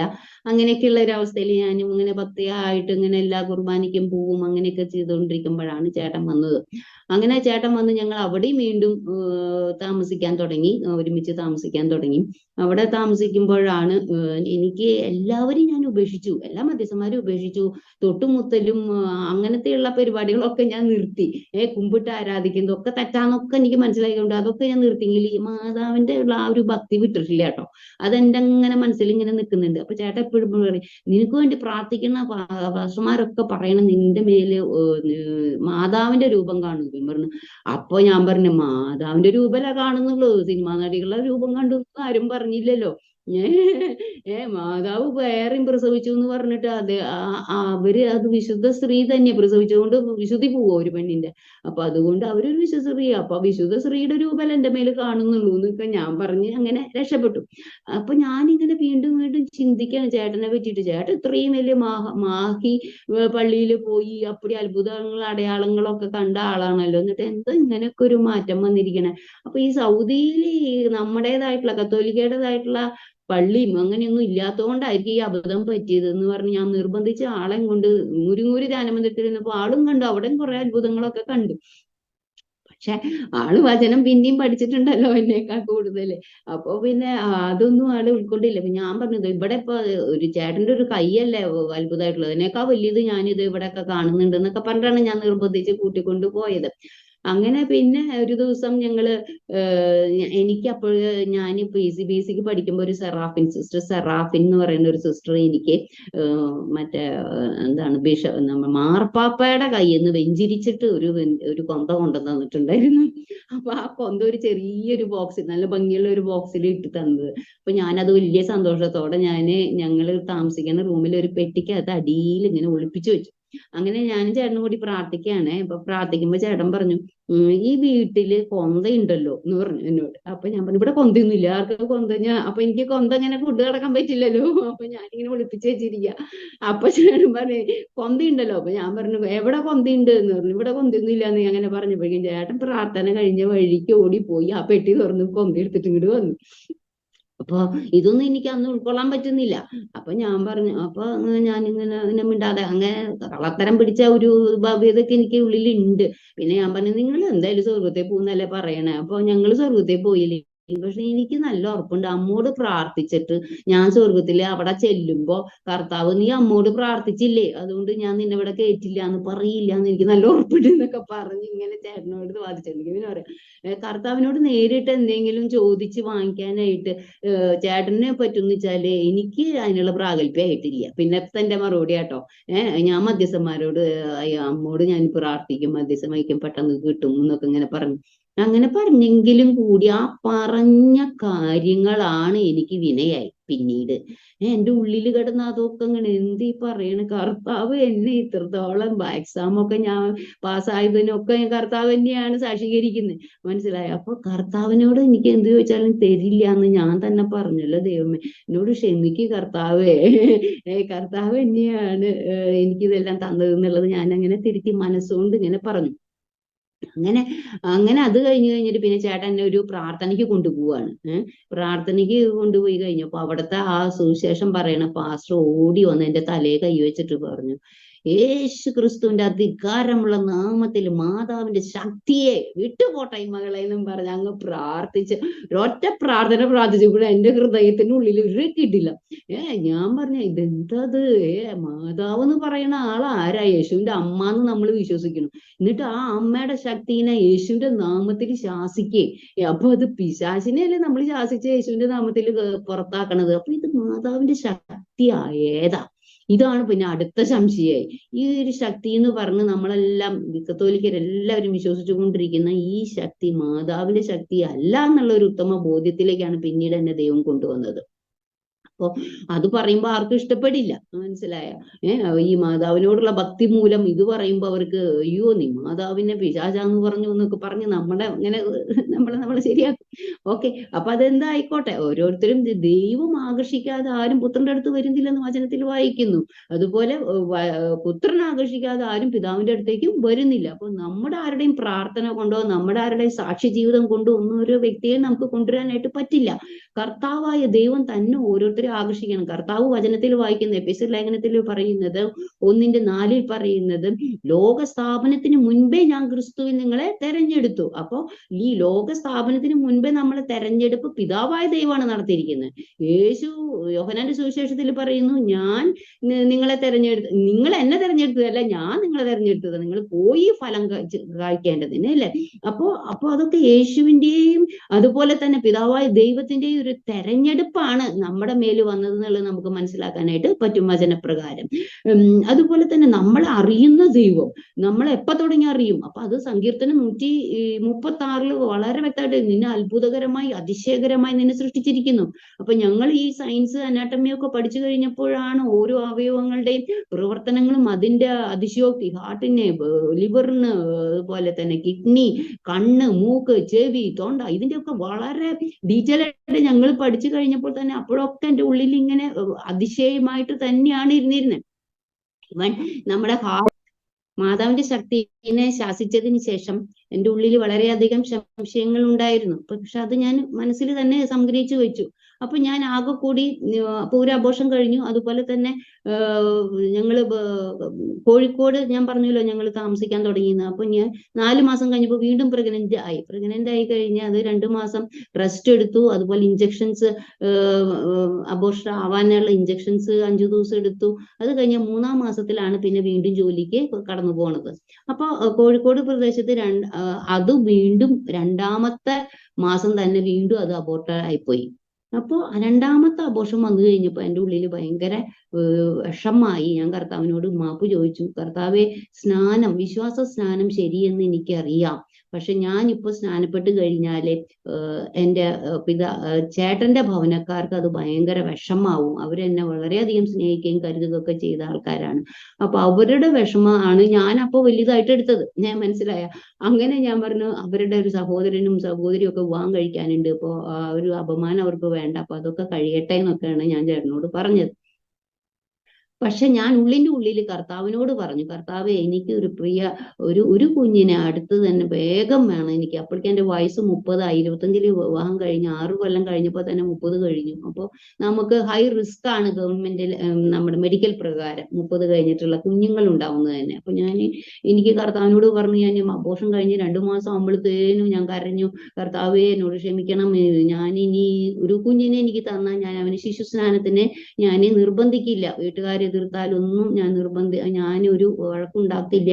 കുഞ്ഞിനെ ചേട്ടൻ പറയുന്നത് പോലെ സമർപ്പണത്തിന് കർത്താവിന്റെ ചർച്ചിലേക്ക് കൊണ്ടുപോയിക്കോളാം എന്നൊക്കെ പറഞ്ഞു കഴിഞ്ഞു. ഞാൻ അതുപോലെ തന്നെ 2-ാം മാസത്തിൽ വീണ്ടും പ്രഗ്നന്റ് ആയി. എനിക്കൊരു പെൺകുഞ്ഞിനെ തന്നു കർത്താവ്. 5 മാസം ഞാൻ ഡോക്ടറെ അടുത്തേക്ക് പോയേ ഇല്ല. ഇഞ്ചക്ഷൻ വേണ്ട, മരുന്ന് വേണം. കാരണം എന്റെ ഉള്ളിലുള്ള ടെൻഷൻ കൊണ്ടാണ് അബോർഷൻ ആവണെന്നുള്ളത് എനിക്ക് മനസ്സിലായിട്ടുണ്ടല്ലോ. നമ്മൾ മെഡിക്കൽ ആയതുകൊണ്ട് നമുക്കറിയാം. അപ്പൊ അതുകൊണ്ട് പോവാതിരുന്നു. അങ്ങനെ 5 മാസം കഴിഞ്ഞ് അങ്ങനെ 9-ാം മാസത്തില് എനിക്ക് പെട്ടെന്നാണ് പ്രഷർ കൂടിയത് കൊണ്ട് അങ്ങനെ സിസേറിയൻ ആയിട്ടാണ് ആ കുഞ്ഞിനെ എനിക്ക് തന്നത്. ഒരു 3-3.25 kg അവളുണ്ടായിരുന്നു. അങ്ങനെ ആ പ്രിയ പൈതലിനെ കിട്ടി. അതൊക്കെ ഞാൻ പിന്നെ ഒരു 2 കൊല്ലം കഴിയുമ്പോഴേക്കും ഞാൻ പിന്നെ കോഴിക്കോട് ഞങ്ങൾ താമസിക്കുമ്പോൾ VT അബ്രഹാം പാസ്റ്ററിന്റെ ഏജ് ചർച്ചിലാണ് ഞങ്ങൾ പോയിക്കൊണ്ടിരുന്നത്. ആ പാസ്റ്റർ വചനം എന്നോട് ഇങ്ങനെ നേരിട്ട് പറഞ്ഞെങ്കിൽ ഞാനിങ്ങനെ ദേഷ്യപ്പെട്ട് ഇങ്ങനെ കൊച്ചുണ്ടല്ലോ, അപ്പൊ നമ്മൾ വാതിക്കലേ ഇരിക്കുള്ളൂ, ചർച്ചിന്റെ വാതിക്കേ ഇരിക്കുള്ളൂ. അപ്പൊ കൊച്ചിങ്ങനെ കളിച്ചുകൊണ്ടിരിക്കും. അപ്പൊ ഇങ്ങനെ വചനം ഇങ്ങനെ കേൾക്കും. അപ്പോഴൊക്കെ ഈ മാനസാന്തരത്തിന്റെയും ഉപദേശങ്ങളാണല്ലോ നമ്മൾ ചർച്ചിൽ പറയുക കൂടുതൽ. അപ്പൊ ആ ഉപദേശങ്ങൾ അപ്പൊ നിങ്ങൾ ആദ്യം ശരിയാവും എന്നുള്ള ആ ഒരു മൈൻഡൊക്കെ തന്നെ വീണ്ടും ഇങ്ങനെ വരികയാണ് കേട്ടോ. അങ്ങനെ അത് കഴിഞ്ഞ് അവിടുന്ന് ഉപവാസ പ്രാർത്ഥന, അവിടെ 21 ദിവസം ഉപവാസ പ്രാർത്ഥന നടന്നപ്പോ ഞാൻ ജീവിതത്തിൽ ആദ്യമായിട്ട് 5 ദിവസം ഉപവാസം എടുത്ത് ലീവ് എടുത്ത് ഞാൻ അവരവിടെ അറ്റൻഡ് ചെയ്തു. അങ്ങനെ എനിക്ക് ആലോചന കിട്ടി. അപ്പൊ ഞാൻ പ്രാർത്ഥിച്ചത് എനിക്കൊരു ആൺപൈതലിനെ കിട്ടണമെന്ന് പറഞ്ഞ് ഞാൻ പ്രാർത്ഥിച്ചു. അപ്പൊ അതിന്റെ ഫലമായിട്ട് എനിക്കൊരു ആൺപൈതലിനെ ദൈവം 2 കൊല്ലം കഴിഞ്ഞപ്പോ തന്നു. അത് കഴിഞ്ഞ് അങ്ങനെ നിൽക്കുമ്പോഴത്തേനും വേണ്ട 3-ാമത്തെ ഒരു കുട്ടീനെ, ഇവനൊരു 10 മാസം ഉള്ളപ്പോഴാണ് 3-ാമത്തെ ഒരു പ്രഗ്നൻസി വീണ്ടും വന്നു. അപ്പൊ എല്ലാവരും കളിയാക്കാൻ തുടങ്ങി. അപ്പൊ 5 കൊല്ലത്തിന്റെ ഉള്ളില് 3 സിസേറിയൻ ആണ് എനിക്ക് ചെയ്യാനായിട്ട് ഇടയായത്. അപ്പോ 3-ാമത്തെ പ്രഗ്നൻസി വന്നു കഴിഞ്ഞപ്പോ ഡോക്ടർമാര് ചീത്ത പറഞ്ഞു. എന്ന് വെച്ചാൽ ഇത് സ്റ്റിച്ച് പൊട്ടും, നിങ്ങൾ 1 മാസം മുൻപ് വന്നിട്ട് നിങ്ങൾ അഡ്മിറ്റ് ആവണം എന്നൊക്കെ ഇങ്ങനെ പറഞ്ഞു. അപ്പൊ എനിക്കാണെങ്കിൽ ഭയങ്കര ഫെയ്ത്ത്, ഇങ്ങനെ ഓരോ ഇൻസിഡന്റിലേക്ക് കൊച്ചിനെ കിട്ടി, 2-ാമത്തെ കൊച്ചിനെ കിട്ടി. അപ്പൊ എന്റെ ഫെയ്ത്ത് കൂടാണ്. ഞാനും ഉപവസിക്കാത്ത ആള്, ഞാൻ ഉപവസിച്ചു. അപ്പൊ എന്റെ ഫെയ്ത്ത്, വചനങ്ങൾ ഇങ്ങനെ കേൾക്കും തോറും നമ്മുടെ ഉള്ളിൽ നല്ല മാറ്റങ്ങൾ ഇങ്ങനെ സംഭവിച്ചുകൊണ്ടിരിക്കുക. അപ്പൊ ഈ കൊച്ച് 3 മാസം ഉള്ളപ്പോഴാണ് ഞങ്ങളുടെ VT അബ്രഹാം പാസ്റ്റർ ഞങ്ങൾ ഈയിടെ ഒരു കൂട്ടായ്മ ഉണ്ടായിരുന്നു. ഒരു 10-18 പാസ്റ്റർമാര് മാത്രം ഫാമിലികൾ വന്നിട്ട് ഉള്ള ഒരു മീറ്റിംഗ് ആയിരുന്നു. അപ്പൊ അതിന് എന്നെ കൊണ്ടുപോയി. ഞങ്ങൾ ഒരുമിച്ച് പോയി. ഞങ്ങൾ മാത്രമേ ഉള്ളൂ. അങ്ങനെ ചേട്ടൻ എപ്പോഴും ഭൗതികമായിട്ടുള്ള ജോലിയിലെ തന്നെയായിരുന്നു നാട്ടിൽ വന്നിട്ട്. അപ്പോ ഞങ്ങളെ വന്നാലും വിട്ടു. അങ്ങനെ അവിടെ ചെന്ന് കഴിഞ്ഞപ്പോ അവിടുത്തെ പാസ്റ്റർമാരെല്ലാവരും കൂടി എന്നെ പിടിച്ചു. എന്താ ഇതിങ്ങനെ കൃപയുടെ അടുത്താണല്ലോ നിൽക്കുന്നത്, ഇനി എന്തോ ഒരു തടസ്സമുള്ള സ്നാനപ്പെടാന്നുള്ള, ഇവിടെ ഇപ്പൊ കൊള്ളണമെങ്കിൽ ഞങ്ങൾ മുക്കിയിട്ടേ വിടുള്ളൂ എന്നൊക്കെ പറഞ്ഞ് അവരെനിക്ക് വേണ്ടി ശക്തമായി പ്രാർത്ഥിച്ചു. ഞാൻ അവിടുന്ന് തീരുമാനം എടുത്തു. മാർച്ച് 31, 2002 ആയി. അപ്പോഴത്തേനും 2002 മാർച്ച് 31 ഞാൻ സ്നാനം എടുത്തോളാം എന്ന് ഞാൻ തീരുമാനം എടുത്തിട്ടാണ് അവരെന്നെ അവിടുന്ന് വിട്ടത്. അങ്ങനെ ഒരു നല്ലൊരു ആത്മപകർച്ച എനിക്ക് അവിടുന്ന് കിട്ടി. അങ്ങനെ അവിടുന്ന് ഞാൻ ഇവിടെ വന്ന് പാസ്റ്ററോട് പറഞ്ഞു. അങ്ങനെ വളരെ സന്തോഷത്തോടെ അങ്ങനെ മാർച്ച് 31 സ്നാനപ്പെടാനും എൻ്റെ കൂടെ തന്നെ ഹോസ്പിറ്റലിൽ എന്നെ വർക്ക് ചെയ്യുന്ന നേഴ്സിംഗ് അസിസ്റ്റന്റ് വന്ന് സ്നാനപ്പെട്ടു. അതുപോലെ എൻ്റെ കൂടെ എൻ്റെ വീട്ടില് സെർവന്റ് ഉണ്ടായിരുന്നു, കൊച്ചുങ്ങളൊക്കെ നോക്കണമല്ലോ. അപ്പൊ ആ സെർവന്റും സ്നാനപ്പെടാനായിട്ട് ഇടയായി എന്നോട് കൂടെ. അവിടുന്ന് പിന്നെ 2005 ആയി. അപ്പൊ 2005 ആയപ്പോഴത്തേനും 6 ഞങ്ങൾക്ക് പെൻഷൻ ട്രാൻസ്ഫർ ആയി. അവിടുന്ന് ട്രാൻസ്ഫർ ആയി. അപ്പൊ ഈ 3-ാമത്തെ കുഞ്ഞിന് 3 മാസം ഗർഭിണി ആയിരിക്കുമ്പോഴാണ് ഞാൻ സ്നാനം എടുക്കുന്നത്. അങ്ങനെ 2002 3-ാമത്തെ കുഞ്ഞിന്റെ പ്രസവം. അവർ അഡ്മിറ്റ് ആവണം എന്നൊക്കെ പറഞ്ഞെങ്കിലും ഞാൻ ഇവിടെ തൃശ്ശൂർക്ക് ട്രാൻസ്ഫർ ആയി വന്നു കഴിഞ്ഞപ്പോൾ മെഡിക്കൽ കോളേജിൽ ജോയിൻ ചെയ്ത് അത് കഴിഞ്ഞ് 6 മാസം നമുക്ക് ലീവ് ഉണ്ട്. അപ്പൊ ആ ലീവ് എടുത്ത് ഞാൻ ആ കറക്റ്റ് ലീവ് കിട്ടാൻ വേണ്ടിയിട്ട് ആ ലീവിന് തൊട്ട് മുൻപ് തന്നെ പോയി ഫാസ്റ്റിംഗ് എടുത്തു. ഫാസ്റ്റിംഗ് എടുക്കുമല്ലോ ഞായറാഴ്ച ദിവസങ്ങളിലൊക്കെ നമ്മൾ പ്രാർത്ഥനയ്ക്ക് പോണേക്കാളും ഫാസ്റ്റിംഗ് എടുക്കാം. അങ്ങനെ ഫാസ്റ്റിംഗ് എടുത്തു കഴിഞ്ഞപ്പോൾ കൊച്ചിന്റെ അനക്കം കുറവായി. അപ്പൊ അതുവരെ എനിക്ക് ഒരു കുഴപ്പമില്ല. ഞാൻ പിന്നെ പ്രാർത്ഥനകൾ കൂട്ടായ്മകൾ ഒന്നും വിടുന്നില്ല, അങ്ങനത്തെ ഉള്ള ഒരു സ്വഭാവമാണ്. അങ്ങനെ ഈ ഈ മൂന്നാമത്തെ പ്രഗ്നൻസിയിൽ ഞാൻ മനഃപൂർവ്വം ഫാസ്റ്റിംഗ് എടുത്ത് ഇതാക്കി ലേറ്റ് ആക്കിച്ചിട്ട് ഞാൻ ചെന്നു അഡ്മിറ്റ് ആയി കഴിഞ്ഞപ്പോൾ പറഞ്ഞു, അയ്യോ അനക്കല്ലേ പെട്ടെന്ന് സിസേറിയൻ ചെയ്യണമെന്ന് പറഞ്ഞു. അങ്ങനെ പിറ്റേ ദിവസം എന്റെ ലീവ് തുടങ്ങണതിന്റെ തലേദിവസം തന്നെ സിസേറിയൻ ചെയ്ത് കിട്ടി. ഈ കുട്ടിയാണ് ഏറ്റവും വെയിറ്റ് കൂടിയ കുട്ടി, 4 കിലോളം അടുത്തുണ്ടായി. ഒരു വയറിന് പൊട്ടലോ സ്റ്റിച്ച് ഉണ്ടാവോ കോംപ്ലിക്കേഷൻ ഉണ്ടാവോ ഇൻഫെക്ഷൻ ഉണ്ടാവോ ഒന്നും എനിക്കുണ്ടായില്ല. 3-ാം ദിവസം തന്നെ ഡിസ്ചാർജ് ചെയ്യുകയും ചെയ്തു. മനസ്സിലായി. എന്റെ ചേച്ചി അപ്പൊ സ്റ്റാഫ് നേഴ്സായിട്ട് ഗവൺമെന്റ് നേഴ്സ് സ്കൂളിലുള്ളത് ഇവിടെ ഉള്ളത് കൊണ്ട് ഹോസ്പിറ്റലിൽ ഉള്ളത് കൊണ്ട് അവര് പറഞ്ഞു ഞങ്ങൾ സ്റ്റിച്ച് വെട്ടിക്കൊള്ളാന്ന്. അങ്ങനെ ചേച്ചിയാണ് വീട്ടിൽ വന്ന് സ്റ്റിച്ചൊക്കെ വെട്ടിയത്. അങ്ങനെ അത്ഭുതകരമായി 5 കൊല്ലത്തിന്റെ ഉള്ളിൽ 3 സിസേറിയനിലൂടെ 3 മക്കളെ കിട്ടാനായിട്ട് പറ്റി. അങ്ങനെ 6 മാസത്തെ ലീവ് ഇങ്ങനെ നിൽക്കുമ്പോഴാണ് ഞാൻ സൗദിയുടെ പ്രദേശത്തേക്ക്, കർത്താവ് നിന്നെ മരുഭൂമിയിലേക്ക് കൊണ്ടുപോയി വ്യക്തമായി സംസാരിക്കും എന്നുള്ള വചനാണ് അപ്പൊ ഉണ്ടായത്. അങ്ങനെ പെട്ടെന്ന് ഞാൻ അവിടെ സൈക്കാട്രിയിലുള്ള എക്സ്പീരിയൻസ് ഉള്ളത്, അപ്പൊ സൈക്കാട്രിയിൽ തന്നെ നേഴ്സിന്റെ വേക്കൻസി ഉള്ളത് കൊണ്ട് പെട്ടെന്ന് അത് കണ്ടു. കേട്ട വഴിക്ക് ചേട്ടൻ പറഞ്ഞു, നീ ഇപ്പൊ ഫോൺ വിളിച്ച ഏജന്റിനോട് ചോദിക്കുമ്പോഴേക്കും ചേട്ടൻ പറഞ്ഞു നിന്റെ അതേ ഫ്ലൈറ്റ് പൊങ്ങണതാ കാണിക്കണേന്നും പറഞ്ഞു. അങ്ങനെ അവിടുന്ന് ഞാൻ സൗദിയിലെ പ്രദേശത്ത്. പക്ഷെ അപ്പോഴാണ് എനിക്ക് ശരിയായിട്ടുള്ള ആത്മീയ ഉണർവ് എന്താന്നുള്ളത് മനസ്സിലായത്. അവിടെ അടച്ചുപൂട്ടിയ AC-യുടെ ഇതില് ഇങ്ങനെ പുറത്തേക്കൊന്നും ശബ്ദം പുറത്തേക്ക് പോകാൻ പാടില്ലല്ലോ. അപ്പൊ അതുപോലെയുള്ള സെറ്റപ്പിലുള്ള വളരെ ശക്തമായ ആരാധന കൂട്ടായ്മ. പിന്നെ ഞാൻ അവിടെ എനിക്കറിയില്ല യേശു പിന്നെ എനിക്ക് വചനത്തിലൂടെ അങ്ങ് സ്നാനത്തിന് ശേഷം വചനത്തിലൂടെ അങ്ങ് റെവലേഷനുകൾ തുറക്കാൻ തുടങ്ങി. 1-ാമത്തെ ഉൽപ്പത്തി അധ്യായം 1 തുടങ്ങി 7 വരെയുള്ള ദിവസങ്ങളുടെ ആത്മീയ മർമ്മങ്ങൾ എനിക്ക് വെളിപ്പെടുത്തിയെന്ന്. കാരണം എന്റെ സംശയങ്ങളൊക്കെ നിവർത്തീകരിച്ച് തരുന്ന സമയം അപ്പോഴായിരുന്നു. അപ്പൊ അതൊക്കെ വചനത്തിലൂടെ ഇടപെടുകയാണ്. എങ്ങനെ ഞാൻ എഴുതിക്കൊണ്ടേയിരിക്കുക. അപ്പൊ ആ 7 ദിവസത്തിന്റെ ഉള്ളിൽ വെളിപ്പെട്ട് വന്നത് പെന്തക്കോസ്തിന്റെ അടിസ്ഥാന ഉപദേശങ്ങളായിരുന്നു. 7 ദിവസത്തെ ഉപദേശങ്ങള്. ആദ്യത്തെ രക്ഷ, സ്നാനം, പരിശുദ്ധാത്മാവ് അഭിഷേകം, കൂട്ടായ്മ, പ്രാർത്ഥന, അങ്ങനെയുള്ള കാര്യങ്ങളെല്ലാം, ആത്മാക്കളെ നേടണം, സഭ പണിയണം, അങ്ങനെയുള്ള എല്ലാതും ഈ ഉൽപ്പത്തി 1-ാം അധ്യായത്തിൽ വെളിപ്പെട്ടിപ്പോ ഞാൻ അങ്ങനെ ഈ സത്യവേദ പുസ്തകം വായിക്കാറേ ഇല്ല. കാരണം ഞാൻ ചേട്ടനോട് പറയും, ഞാൻ ചേട്ടനോട് ഒരു വചനം RC ബുക്ക് എന്ന് പറയുമ്പോൾ ചേട്ടൻ വേറെ സത്യവേദത്തിൽ പറയുമ്പോൾ ആ സത്യവേദ പുസ്തകം തെറ്റാന്ന് പറഞ്ഞിട്ട് വാദിച്ചിട്ടുണ്ട്. പക്ഷെ സൗദിയുടെ പ്രദേശത്ത് പോകുമ്പോൾ നമുക്ക് കൊണ്ടുപോകാൻ പറ്റില്ലല്ലോ ബൈബിള്. പക്ഷെ അവിടെ തന്നെ ഒരു ഡോക്ടർ സിനിയാണ് എനിക്ക് ഈ സത്യവേദ പുസ്തകം തന്നത്. അപ്പൊ ഞാൻ അന്ന് ആദ്യമായിട്ടാണ് ആ സത്യവേദ പുസ്തകം സൗദിയുടെ പ്രദേശത്ത് വെച്ചിട്ടാണ് ഞാൻ വായിക്കുന്നത്. അപ്പോ കറക്റ്റ് പരിശുദ്ധാത്മാവാണ് ഓരോ റെഫറൻസ്. ഇപ്പൊ നമുക്കങ്ങനെ വെറുതെ പറയാൻ പറ്റുമോ? ഉൽപ്പത്തി 1-ാം അധ്യായത്തിൽ 1-ാം ദിവസം വെളിച്ചമുണ്ടാകട്ടെ എന്ന് പറഞ്ഞ ആ ശബ്ദം, ആ വെളിച്ചം എന്ന് പറയുന്നത് യേശുക്രിസ്തു ആണ് എന്നുള്ള ആ ഒരു ഇത് നമ്മൾ പ്രൂവ് ചെയ്യണമെങ്കിൽ യേശു വെളിച്ചമാണെന്നുള്ളത് നമുക്ക് കിട്ടണം, അല്ലേ? അപ്പൊ അത് പറഞ്ഞു, ഞാൻ ലോകത്തിന്റെ വെളിച്ചമെന്ന് യേശു ഓൾറെഡി പറഞ്ഞു കഴിഞ്ഞു. അങ്ങനെ ഓരോ റെഫറൻസുകളും പരിശുദ്ധാത്മാവ് തന്ന് എന്നെ അതിനകത്ത് അങ്ങ് ഉറപ്പിച്ചു. ഈ പെന്തക്കോസ്ത് വിശ്വാസമാണ് വളരെ കറക്റ്റ് ആയിട്ടുള്ള വിശ്വാസം. കർത്താവ് പറഞ്ഞു, ഞാൻ വഴിയും സത്യവും ജീവനുമാണ്, എന്നിൽ വിശ്വസിക്കുന്നവനെ നിത്യജീവനുണ്ട്. അപ്പോ ഈ മാർഗം, അതിൻ്റെ ഉള്ളിൽ എന്തൊക്കെ പോരാട്ടങ്ങൾ വന്നു എന്ന് പറഞ്ഞാലും ഈ മാർഗമാണ് കറക്റ്റ് ആയിട്ടുള്ള മാർഗം.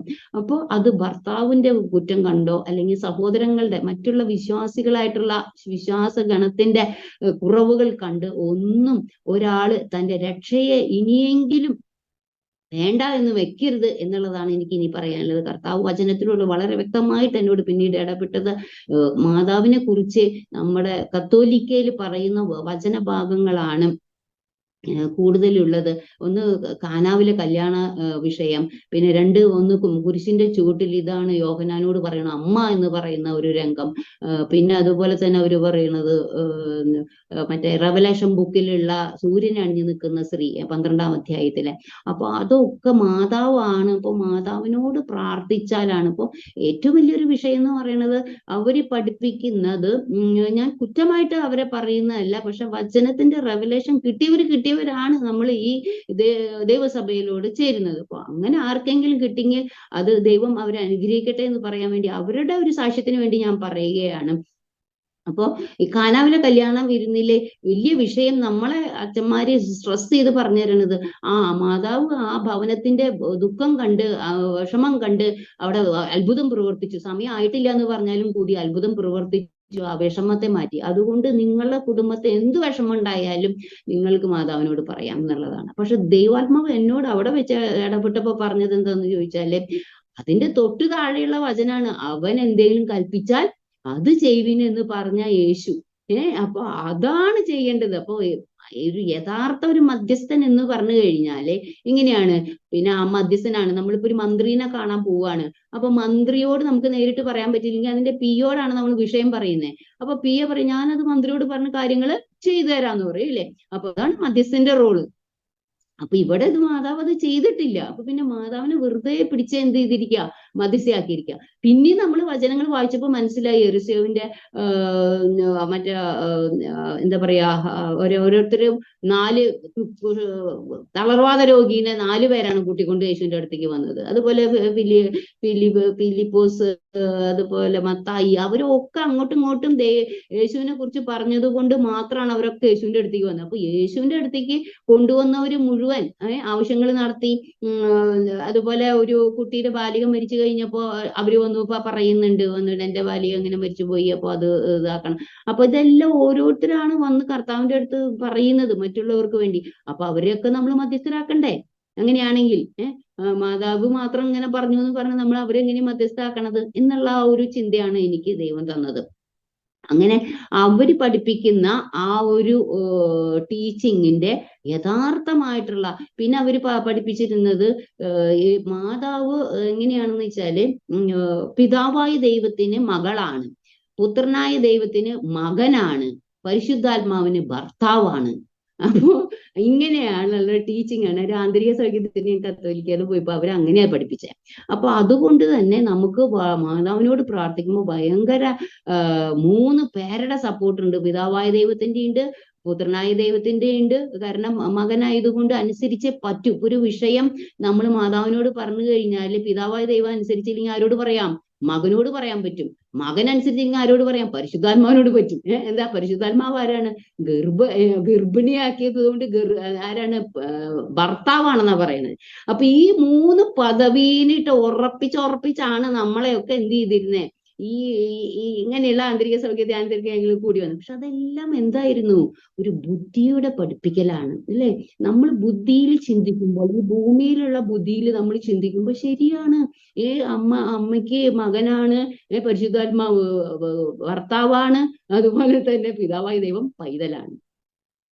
പക്ഷെ ദൈവം എന്നോട് പറഞ്ഞു, യേശുവിന്റെ കൽപ്പനകൾ അനുസരിക്കുന്നവരാണ്. ഇപ്പൊ യേശുവിന്റെ അമ്മയും സഹോദരന്മാരും അവിടെ കാത്തു നിൽക്കുമ്പോ പറഞ്ഞതേ, നിന്റെ അമ്മയും സഹോദരന്മാരും നിന്നെ കാത്തു നിൽക്കുന്നു എന്ന് പറഞ്ഞ വഴിക്ക് പറഞ്ഞു, എന്റെ കൽപ്പനകൾ ആരനുസരിക്കുന്നു അവരാണ് എന്റെ അമ്മയും സഹോദരങ്ങളും. അത് വളരെ വ്യക്തമായിട്ട് യേശു പറഞ്ഞു. അപ്പൊ യേശുവിന്റെ അമ്മ ആരാണെന്നുള്ളത് അമ്മ നിഷേധിക്കുന്നില്ലെങ്കിലും കൂടി ആ ഒരു വാക്ക് പറഞ്ഞോടുകൂടി അമ്മ ആരാന്നുള്ളത് നമുക്ക് മനസ്സിലായി, അല്ലെ? അപ്പൊ അതുപോലെ തന്നെ കുരിശിന്റെ ചുവട്ടിൽ വെച്ച് യോഹന്നാനോട് പറയുന്നത്, ഇതാണ് എന്റെ അമ്മ എന്ന് പറഞ്ഞ് മറിയത്തിനെ എങ്ങനെ ഇൻട്രൊഡ്യൂസ് ചെയ്യുന്നുണ്ടെങ്കിലും അങ്ങനെ അമ്മേനെ കൂട്ടിക്കൊണ്ട് പോയപ്പോ അങ്ങനെ ഞങ്ങൾക്ക് ശിഷ്യന്മാരിലൂടെ കിട്ടിയ അമ്മയാണെന്ന് പറഞ്ഞിട്ടാണ് അടുത്ത ടീച്ചിങ് നടക്കുന്നത്. പക്ഷെ അവിടെ ദൈവാത്മാവിനോട് ഇടപെട്ടത് യേശുവിനെ സ്വന്തം രാജ്യത്തും സ്വന്തം സഹോദരങ്ങളും അംഗീകരിച്ചിരുന്നില്ല. അതുകൊണ്ട് തന്നെ യേശു എന്താണ്, പുറത്താണ് ശിഷ്യന്മാരെ ഉണ്ടാക്കിയതും എല്ലാം ചെയ്തത്. അപ്പൊ അതുകൊണ്ട് അമ്മേനെ, ഇനി ഈ അമ്മയും പരിശുദ്ധാത്മാവിന്റെ അഭിഷേകം പ്രാപിച്ചാല്, ഒരുവൻ വെള്ളത്താലും ആത്മാവിനാലും വീണ്ടും ജനനം പ്രാപിച്ചാലേ സ്വർഗ്ഗരാജ്യത്തിൽ കടക്കുന്നേ ഉള്ളൂ എന്നുള്ളത് യോഹന്നാന്റെ സുവിശേഷത്തിൽ എഴുതിയിരിക്കുന്നു, ഇല്ലേ? അപ്പൊ ഓരോ വ്യക്തികളും നമ്മൾ എത്ര ഏജ് ആയാലും കൂടി നമ്മൾ ആത്മാവിനാലും വീണ്ടും ജനിച്ചാലേ നമുക്ക് സ്വർഗ്ഗത്തിലേക്ക് പ്രവേശിക്കാനായിട്ട് പറ്റുള്ളൂ. അപ്പൊ അങ്ങനെയാവുമ്പോ ഈ അമ്മ പരിശുദ്ധാത്മാവിൽ ജനിച്ചിട്ടില്ല. പരിശുദ്ധാത്മാവ് ഉള്ളിൽ വന്ന് അങ്ങനെ ഗർഭം ധരിച്ചു എന്നുള്ളതേ ഉള്ളൂ. അപ്പൊ അമ്മയ്ക്കും പരിശുദ്ധാത്മാവിനെ ലഭിക്കണമെങ്കിൽ യേശു പിന്നെ മരിച്ച് ഉയർത്തെഴുന്നേറ്റ് 40ഓളം നാളോ ശിഷ്യന്മാർക്ക് പ്രത്യക്ഷപ്പെട്ടിട്ട് പറഞ്ഞത് എന്താ? 1:8 അപ്പോസ്തലർ 1:8 പറഞ്ഞത്, എന്നാൽ നിങ്ങളുടെ മേൽ പരിശുദ്ധാത്മാവ് വരുമ്പോൾ നിങ്ങൾ ശക്തി പ്രാപിച്ചിട്ട് നിങ്ങൾ എവിടെ പോവും? യെരൂശലേമിലും യഹൂദയിലും ശമരിയയിലും ഒക്കെ ലോകത്തിന്റെ അറ്റത്തോളം നിങ്ങൾ എന്റെ സാക്ഷികളാവും യേശു പറഞ്ഞു. അപ്പൊ ആ പരിശുദ്ധാത്മാവിനെ സ്വീകരിക്കണമെങ്കിൽ ഈ അമ്മയും ഈ ശിഷ്യന്മാരുടെ കൂടെ ഉണ്ടായേ പറ്റൂ. അപ്പൊ അതുകൊണ്ടാണ് ഈ 120 പേരുടെ സംഘത്തില് അമ്മയും ചെന്നിരിക്കാനായിട്ട് ഇടയായത്. അല്ലാതെ അമ്മ ഇരുന്നത് കൊണ്ട് പരിശുദ്ധാത്മാവിന്റെ പകർച്ച അവിടെ നടന്നു എന്നുള്ളതല്ല സത്യമാണ്, ശരിയായിട്ടുള്ള ടീച്ചിങ്. അമ്മയും പരിശുദ്ധാത്മാവിനിൽ വീണ്ടും ജനിക്കുക തന്നെ വേണം. അപ്പൊ ആ പരിശുദ്ധാത്മാവിന്റെ വളരെ വലിയൊരു പകർച്ചയാണ് അപ്പോസ്തല പ്രവൃത്തി 2-ന്റെ 2-ാം അധ്യായത്തിൽ നമ്മൾ കാണുന്നത്. അങ്ങനെയാണ് അവർക്ക് പരിശുദ്ധാത്മാവ് എന്ന ആ ഒരു വലിയ ശക്തി വന്ന് അങ്ങനെ അപ്പോസ്തല പ്രവൃത്തികള് മുഴുവൻ പരിശുദ്ധാത്മാവിന്റെ പ്രവൃത്തികളാണ് എഴുതിയിരിക്കുന്നത്. അപ്പൊ ഈ പരിശുദ്ധാത്മാവിന്റെ അഭിഷേകം അങ്ങനെ ഓരോ വചനങ്ങളിലൂടെയും പരിശുദ്ധാത്മാവ് എന്നോട് വളരെ ശക്തമായിട്ട് സൗദിയുടെ പ്രദേശത്ത് വെച്ച് അങ്ങനെ അനേക ബുക്കുകൾ ഒക്കെ അങ്ങനെ ഞാൻ കണ്ടിന്യൂസ് ആണ് എഴുതുന്നത്. പിന്നെ പറഞ്ഞത് ഞാൻ തന്നെ വഴിയും സത്യവും ജീവനെന്ന് കൽപ്പിച്ച യേശുവാണ്, എന്നെ വിശ്വസിച്ച് ജീവൻ ലഭിക്കും. അപ്പോ നമ്മൾ ഈ മധ്യസ്ഥന്മാരോട് മുഴുവൻ പ്രാർത്ഥിക്കുന്ന ഒരു മധ്യസ്ഥന്മാരും പറഞ്ഞിട്ടില്ലേ, ഈവൻ നമ്മുടെ മാതാവ് എന്ന് പറയുന്ന ശക്തിയും പറഞ്ഞിട്ടില്ല എന്നോട് നിങ്ങൾ പ്രാർത്ഥിച്ചാൽ നിങ്ങൾക്ക് നിത്യജീവൻ തരാം എന്നുള്ള ഒരു വാഗ്ദത്തം പറഞ്ഞിട്ടുള്ളത് യേശു മാത്രാണ്. യേശു പറഞ്ഞു എന്നിൽ വിശ്വസിക്കുന്നവനെ നിത്യജീവനുണ്ട്, എന്നെ വിശ്വസിക്കാത്തവൻ നിത്യജീവനെ കാണുകയില്ല, ദൈവകോപം അവന്റെ മേൽ വസിക്കുന്നതേ ഉള്ളൂ എന്ന് പറയുമ്പോൾ അപ്പോൾ തന്നെ നമുക്ക് മനസ്സിലാക്കാം ഈ അമ്മയായാലും ഇവര് അനേക മധ്യസ്ഥന്മാരെ വിളിക്കുന്നവര് ഓരോ മനുഷ്യനും പറഞ്ഞിട്ടില്ല ഞങ്ങളോട് നിങ്ങൾ പ്രാർത്ഥിക്കുക, ഞങ്ങൾ നിത്യജീവൻ നിങ്ങൾക്ക് തരാമെന്ന് അവർ വാഗ്ദത്തം ചെയ്തിട്ടില്ല. അത് അവരുടെ തെറ്റല്ല. മരിച്ചുപോയ അവരൊക്കെ വിശുദ്ധന്മാരാണ്. അവര് കർത്താവിന് വേണ്ടി സാക്ഷീകരിച്ച് ജീവിച്ചവരൊക്കെ അവര് വിശുദ്ധന്മാരാ. അവര് കർത്താവിന്റെ വരവെങ്കിലാണ്, അടുത്ത വരവെങ്കിൽ മാത്രമേ അവരും ആദ്യം മരിച്ചവര് ഉയർത്തെഴുന്നേൽക്കും, ക്രിസ്തുവിൽ മരിച്ചവര്. പിന്നെ അതുപോലെ തന്നെ ജീവിച്ചിരിക്കുന്ന വിശുദ്ധന്മാരും കർത്താവിന്റെ രൂപമായി മറുരൂപമായി എടുക്കപ്പെടും. ഇതാണ് നമ്മുടെ ക്രിസ്തീയ അടിസ്ഥാന വിശ്വാസം. അപ്പോ അങ്ങനെ ഇരിക്കുമ്പോ നമ്മൾ ഇതൊക്കെ ഈ വിശുദ്ധന്മാരും അവരും പറയാത്തത് എങ്ങനെ ഈ കത്തോലിക്ക സഭയിൽ ഇത്രയും വലിയൊരു ടീച്ചിങ്ങിലേക്ക് എങ്ങനെ ഇതൊക്കെ തെറ്റിദ്ധരിച്ച് വന്നു എന്നുള്ളതൊക്കെ ഒരു കൺഫ്യൂഷൻ ഉണ്ടാക്കുന്ന ഒരു കാര്യങ്ങളാണ്. എന്തായാലും വചനത്തിന് വിരുദ്ധമായിട്ടുള്ള ആശയങ്ങളാണ് കൂടുതലും അതിനകത്ത് കാണുന്നത്. യേശുവിനെ പറ്റി പറയുന്നത് മഹത്വത്തിന്റെ രാജാവ്, വീരനാം ദൈവം, അത്ഭുതങ്ങളുടെ മന്ത്രി, സൈന്യങ്ങളുടെ യഹോവ, എല്ലാം മുട്ടും മടങ്ങുന്ന, എല്ലാം നാം വാഴ്ത്തുന്ന, ആദ്യനും അന്ത്യനുമായ, മരണത്തെ ജയിച്ച കർത്താവ്, സമാധാനത്തിന്റെ പ്രഭു, സ്വർഗത്തിലും ഭൂമിക്കും ആരാധനയ്ക്ക് യോഗ്യൻ, നിത്യ പിതാവ്, അടുത്തുകൂടാത്ത വെളിച്ചത്തിൽ വസിക്കുന്നവൻ, ഏകനായ മഹാത്ഭുതങ്ങൾ പ്രവർത്തിക്കുന്നവൻ, ദൈവം, അതുപോലെ കരുതുന്ന, സ്നേഹിക്കുന്ന, കരുണയുള്ള, തീഷ്ണതയുള്ള, സ്വർഗത്തിന്റെ താക്കോൽ കൈവശമുള്ള ദൈവം. ഇങ്ങനെയുള്ള ഒരു ദൈവമാണ് യേശു. അപ്പൊ അതിനകത്ത് പിന്നെ നമ്മൾക്ക് ആ യേശുവിനോട് അത്ഭുതങ്ങളുടെ മന്ത്രി എന്നാ പറയുന്നേ. അപ്പൊ അതിന്റെ വലിയൊരു സാക്ഷ്യമാണ് എൻ്റെ ജീവിതത്തിൽ എനിക്ക് സംഭവിച്ചത്. അതിലേക്ക് ഞാൻ പിന്നെ പെട്ടെന്ന് പ്രവേശിക്കട്ടെ. ഞാൻ അങ്ങനെ സൗദിയുടെ പ്രദേശത്ത് ഈ വചനങ്ങളൊക്കെ ആയിട്ട് 5 കൊല്ലത്തെ ലീവ് എടുത്തെങ്കിൽ 2 കൊല്ലം കഴിഞ്ഞപ്പോൾ പെട്ടെന്ന് വരുവാനും സാമ്പത്തികമായി ഒരു നന്മയും അത് അപ്പോഴും ഞാൻ സ്വീകരിച്ചിട്ടില്ല. 2 കൊല്ലത്തെ ഒരു ജീവിതം ഉണ്ടായിട്ടുള്ളൂ. വേഗം 3 കൊല്ലം വന്ന് കർത്താവിന്റെ വേല ചെയ്യണം എന്നുള്ള ഒരു ഇതിലാണ് ഓടി വന്നതെങ്കിലും കൂടി എന്നെ നിർബന്ധിച്ച് ഞാൻ അപ്പോഴേക്കും പ്രിൻസിപ്പാളായിട്ട് ഇവിടെ കയറി, ജൂബിലി മെഡിക്കൽ മിഷനിൽ കയറി. അപ്പൊ ഞാൻ കർത്താവിനോട് 2 കാര്യങ്ങളാണ് അവിടുന്ന് വരുമ്പോൾ ഞാൻ പറഞ്ഞത്. എനിക്ക് ഒന്നല്ലെങ്കിൽ വീണ്ടും IELTS ഒക്കെ പഠിച്ച് പുറത്തേക്ക് പോകണം, കുടുംബമായിട്ട് പോകണം, അല്ലെങ്കിൽ അല്ലാത്ത പക്ഷം എനിക്ക് ഗവൺമെന്റ് നഴ്സിംഗ് സ്കൂളിൽ ട്യൂട്ടറായിട്ട് തന്നെ എൻ്റെ ചേച്ചി പഠിച്ച സ്റ്റാഫ് നേഴ്സായിട്ട് പഠിച്ച GNM പഠിച്ച സ്ഥാപനത്തിൽ എനിക്ക് ട്യൂട്ടറായിട്ടെങ്കിലും കിട്ടണം ജോലി എന്നുള്ളതാണ് ഞാൻ പറഞ്ഞത്. അത് പ്രകാരം തന്നെ ദൈവം അത് പ്രവർത്തിച്ചു. ഞാൻ ആദ്യം ജൂബിലിയിലെ പ്രിൻസിപ്പാളായിട്ട് ജോലി ചെയ്തതെല്ലാം. പിന്നെ അവിടുന്ന് അങ്ങോട്ട് ദൈവത്തെ സ്നേഹിക്കുന്നവർക്ക് അവരുടെ നിർണയപ്രകാരം വിളിച്ചവർക്ക് സകലവും നന്മയ്ക്കായി കൂടി ആഭരിക്കുന്നു എന്നുള്ള ഒരു വചനത്തിന്റെ ശക്തിയാണ് എന്നെ ഇതുവരെയും കൊണ്ടുപോയത്. അവിടെ ഞാൻ ജൂബിലിയിൽ പോയതിനൊക്കെ ഉദ്ദേശങ്ങൾ കർത്താവിനുണ്ടായിരുന്നു. അത് കഴിഞ്ഞ് ഞാൻ ഗവൺമെന്റ് നഴ്സിംഗ് സ്കൂളിൽ 2013 ട്യൂട്ടറായിട്ട് എനിക്ക് പോസ്റ്റിംഗ് കിട്ടി. അങ്ങനെ ഞാൻ അവിടെ ട്യൂട്ടറായിട്ട് നിൽക്കുമ്പോഴും എന്നെ ആവുന്ന വിധത്തിലുള്ള സുവിശേഷീകരണം ഞാൻ ചെയ്തിട്ടുണ്ട്. കുഞ്ഞുങ്ങളോടായാലും എൻ്റെ സ്റ്റുഡൻസിനോടൊക്കെ എനിക്ക് ഒത്തിരി സ്നേഹവും അവരെ കുറിച്ച് എനിക്ക് ഭയങ്കര കരുതലൊക്കെ ആയിരുന്നു. അങ്ങനെയുള്ള വളരെ സ്നേഹത്തിലായിരുന്നു ഞാൻ നഴ്സിംഗ് സ്കൂളിലായിരുന്നത്. അങ്ങനെ നഴ്സുമാരിടയ്ക്ക് എനിക്കിപ്പോ ഒരു കൂട്ടായ്മ നടത്താൻ കർത്താവ് തന്നെ ഒരു ലിങ്കൊക്കെ എനിക്ക് കിട്ടിയിട്ടുണ്ട്. അപ്പൊ വേൾഡ് വൈഡ് ആയിട്ടുള്ള നഴ്സുമാരുടെ ഒരു ലിങ്കാണ് ഞാനിപ്പോ അതിന്റെ പേരിൽ കർത്താവ് എനിക്ക് തന്ന വിശ്വസ്തതയാണ് കർത്താവ്. അങ്ങനെ 2013 ഞാൻ നഴ്സിംഗ് സ്കൂളിൽ കയറി. അങ്ങനെ 2017 ഒരു എൻഡോട് കൂടിയിട്ടാണ് ചെറിയ ഒരു മുഴയായിട്ട് എൻ്റെ ലെഫ്റ്റ് ബ്രസ്റ്റും ചെറിയൊരു മുഴ കാണാനായിട്ട് സാധ്യത വന്നു. അപ്പോ എൻ്റെ മകളെ തന്നെ, അബിഗയിൽ എന്ന് പറയുന്ന മകളെ തന്നെയാണ് ആദ്യം കാണിച്ചത്. അപ്പൊ അവള് പറഞ്ഞു മമ്മിക്ക് അത് തോന്നുന്നതാന്ന് പറഞ്ഞു. അപ്പൊ പിന്നെ ഞാനത് കാര്യമാക്കിയില്ല. പിന്നെ അവിടെ നിന്ന് ഒരു 3-4 മാസം കഴിഞ്ഞപ്പോൾ അതൊരു 3 സെന്റിമീറ്ററോളം വലിപ്പം വെച്ചു. അപ്പൊ നമുക്ക് തൊട്ട് കഴിഞ്ഞാൽ അറിയും എന്നുള്ള ഒരു വലിപ്പത്തിലായി. അപ്പൊ ഞാൻ എൻ്റെ അപ്പോഴത്തേനും നഴ്സിംഗ് സ്കൂളിലെ ഒരു ഹിന്ദു കുട്ടിയും പിന്നെ അതുപോലെ ഒരു കത്തോലിക്ക കുട്ടിയൊക്കെ യേശുവിനെ സ്വീകരിച്ചു കഴിഞ്ഞു ഇട്ടിട്ടുണ്ടായിരുന്നു. യേശുവിനെ അവര് മനസ്സിലാക്കി, അങ്ങനെ അവരത് സ്വീകരിച്ചിട്ടുണ്ട്, ഉള്ളത്തിൽ സ്വീകരിച്ചിട്ടുണ്ട്. അപ്പൊ എന്റെ പ്രാർത്ഥന ഒക്കെ അവർക്ക് കിട്ടും. അങ്ങനെ ഞാൻ എല്ലാവർക്കും വേണ്ടി പ്രാർത്ഥിക്കുക, ആര് സിക്കായാലും അവരെ കൊണ്ടുപോവുക, ഇങ്ങനെയുള്ള കാര്യങ്ങളൊക്കെ തന്നെയാണ് കർത്താവ് എന്നെ കൊണ്ട് അവിടെ ചെയ്യിപ്പിച്ചത്. അങ്ങനെ അവിടുന്ന് ഡോക്ടറെ അടുത്തേക്ക് കൊണ്ടുപോയി. ഡോക്ടർ അപ്പൊ തന്നെ ഞങ്ങൾ ലീവിലുള്ള ഡോക്ടറെ വിളിപ്പിച്ച് എനിക്ക് സ്കാനിങ് ചെയ്തു തന്നു. അതുപോലെ തന്നെ ബയോപ്സി എടുത്തു, ഒക്കെ ചെയ്ത് കഴിഞ്ഞപ്പോ FNAC ചെയ്തു. ഒക്കെ വന്നു കഴിഞ്ഞപ്പോ ക്യാൻസർ ആയിട്ടില്ല, ഇനി വെയിറ്റ് ചെയ്ത് കഴിഞ്ഞത് ക്യാൻസർ ആവും എന്നുള്ള ഒരു റിപ്പോർട്ടാണ് വന്നത്. അപ്പൊ എനിക്ക് എന്തായി, അപ്പൊ അതുവരെ ഞാൻ ഈ സ്ഥാനപ്പെട്ടതിന് ശേഷം ഒരു മരുന്ന് കഴിക്കുകയൊന്നും ചെയ്തിട്ടില്ല. എന്റെ ഹസ്ബൻഡ് ആയാലും അങ്ങനെ മരുന്ന് കഴിക്കുന്ന വ്യക്തിയല്ല. അപ്പൊ ഞാനും അത് മരുന്ന് കഴിക്കാതെ, അതുപോലെ മക്കൾക്കും മരുന്ന് കൊടുക്കാതെ ഒക്കെ രോഗശാന്തിയിലൂടെയാണ്. കുട്ടികൾക്ക് പനി വന്നാലും ഞാൻ ഉപവസിക്കും, പ്രാർത്ഥിക്കും. അതുപോലെ ടോൺസിലൈറ്റിസ് വന്നപ്പോ മകളുടെ കൈ വെച്ച് ഞാൻ പ്രാർത്ഥിക്കും. അങ്ങനെ അപ്പൊ അങ്ങനെ ഫെയ്ത്തിൽ നിൽക്കുമ്പോ എന്നോട് പറയും, എനിക്ക് ചുമച്ചൊക്കെ നിൽക്കുമ്പോ പനിയൊക്കെ വരുമ്പോ ചുമ വരില്ല. ചുമ വരുമ്പോ അവര് പറയും, ഞങ്ങൾ 2 ആന്റിബയോട്ടിക് എടുത്തിട്ട് മാറിയിട്ടില്ല ചുമ എന്ന് പറയും. അപ്പൊ ഒക്കെ എനിക്കൊരു ഭയങ്കര ഫെയ്ത്ത് ആണ്. കർത്താവ് യേശു ക്രിസ്തുവിന്റെ അടുപ്പിലാണ് നമുക്ക് സൗഖ്യം വന്നിരിക്കുന്നത്. അപ്പൊ കർത്താവ് ഇപ്പോഴും സൗഖ്യം തരുന്ന ആളാണ്. എനിക്ക് സൗഖ്യം കിട്ടിയേ പറ്റൂ, യേശുവിന്റെ സൗഖ്യം കിട്ടിയ അങ്ങനെ വാശിമ ഞാൻ അറിയില്ല ഞാൻ എങ്ങനെയാണ് 4.5 കൊല്ലം നിന്നേന്ന് ആ മുള വെച്ചിട്ട്. എനിക്ക് അത്ര പറയാനുള്ളൂ. ഞാനത് വളരെ ചെറുതാക്കി പറയുകയാണ്. വളരെ അധികം പറയാനുണ്ട്. ഭയങ്കര അത്ഭുത സാക്ഷ്യങ്ങളിലൂടെയാണ് എന്നെ ആ ഒരു വിഷയത്തിന് എന്നെ കൊടുത്തേക്കാണ്. 4.5 കൊല്ലം കഴിഞ്ഞ് ഞാൻ ഈ 17 പ്രത്യക്ഷപ്പെട്ട മുഴ ഞാൻ സർജറി ചെയ്ത് മാറ്റുന്നത് 2022 ഫെബ്രുവരി 12-ാം തീയതിയാണ്. മെഡിക്കൽ കോളേജിൽ തന്നെയാണ്. അത് നമുക്ക് വേറൊരു ദിവസം ഇതിന്റെ എക്സ്പ്ലനേഷനുകൾ പറയാൻ കർത്താവ് അനുവദിക്കും എന്ന് ഞാൻ വിശ്വസിക്കുന്നു.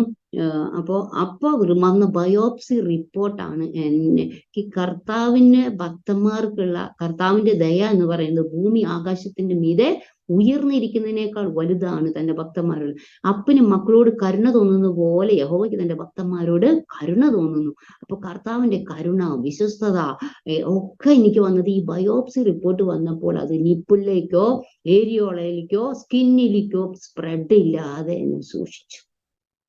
അതാണ് എനിക്ക് പറയാനുള്ള കർത്താവിന്റെ കരുതൽ എന്ന് പറയാം. ഞാൻ ഈ മുഴ വെച്ചിട്ട് ഈ 4 കൊല്ലം എൻ്റെ കുട്ടികളുടെ 3 കുട്ടികളുടെ എഡ്യൂക്കേഷൻ, അവരുടെ +2ന്റെ അഡ്മിഷൻ, അവരുടെ പ്രൊഫഷണൽ ആയിട്ടുള്ള കോഴ്സിന്റെ അഡ്മിഷൻ, ഇതെല്ലാം ഞാൻ ചെയ്യുമായിരുന്നു. അതുപോലെ ഒരു ഭവനത്തിന്റെ പണി, ഇപ്പൊ താമസിക്കുന്ന ഭവനത്തിന്റെ പണി, അതെല്ലാം ദൈവം ചെയ്തു. അതുപോലെ ഓടിക്കാൻ വാഹനങ്ങൾ ഞങ്ങൾക്ക് തന്നു.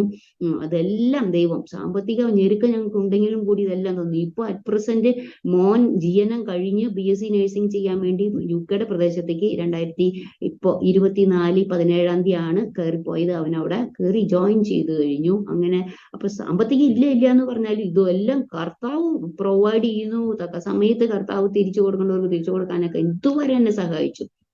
അതെനിക്ക് പറയാനുള്ളൂ. അതുപോലെ മൂന്നാമത്തെ കുട്ടിക്ക് +2 കഴിഞ്ഞപ്പോ 63%. അല്ല, SLC അവരൊക്കെ ICC സിലബസിലാണ് ഞാൻ പഠിപ്പിച്ചത്. അതൊക്കെ ദൈവത്തിന്റെ വലിയ സാക്ഷ്യങ്ങളാണ്.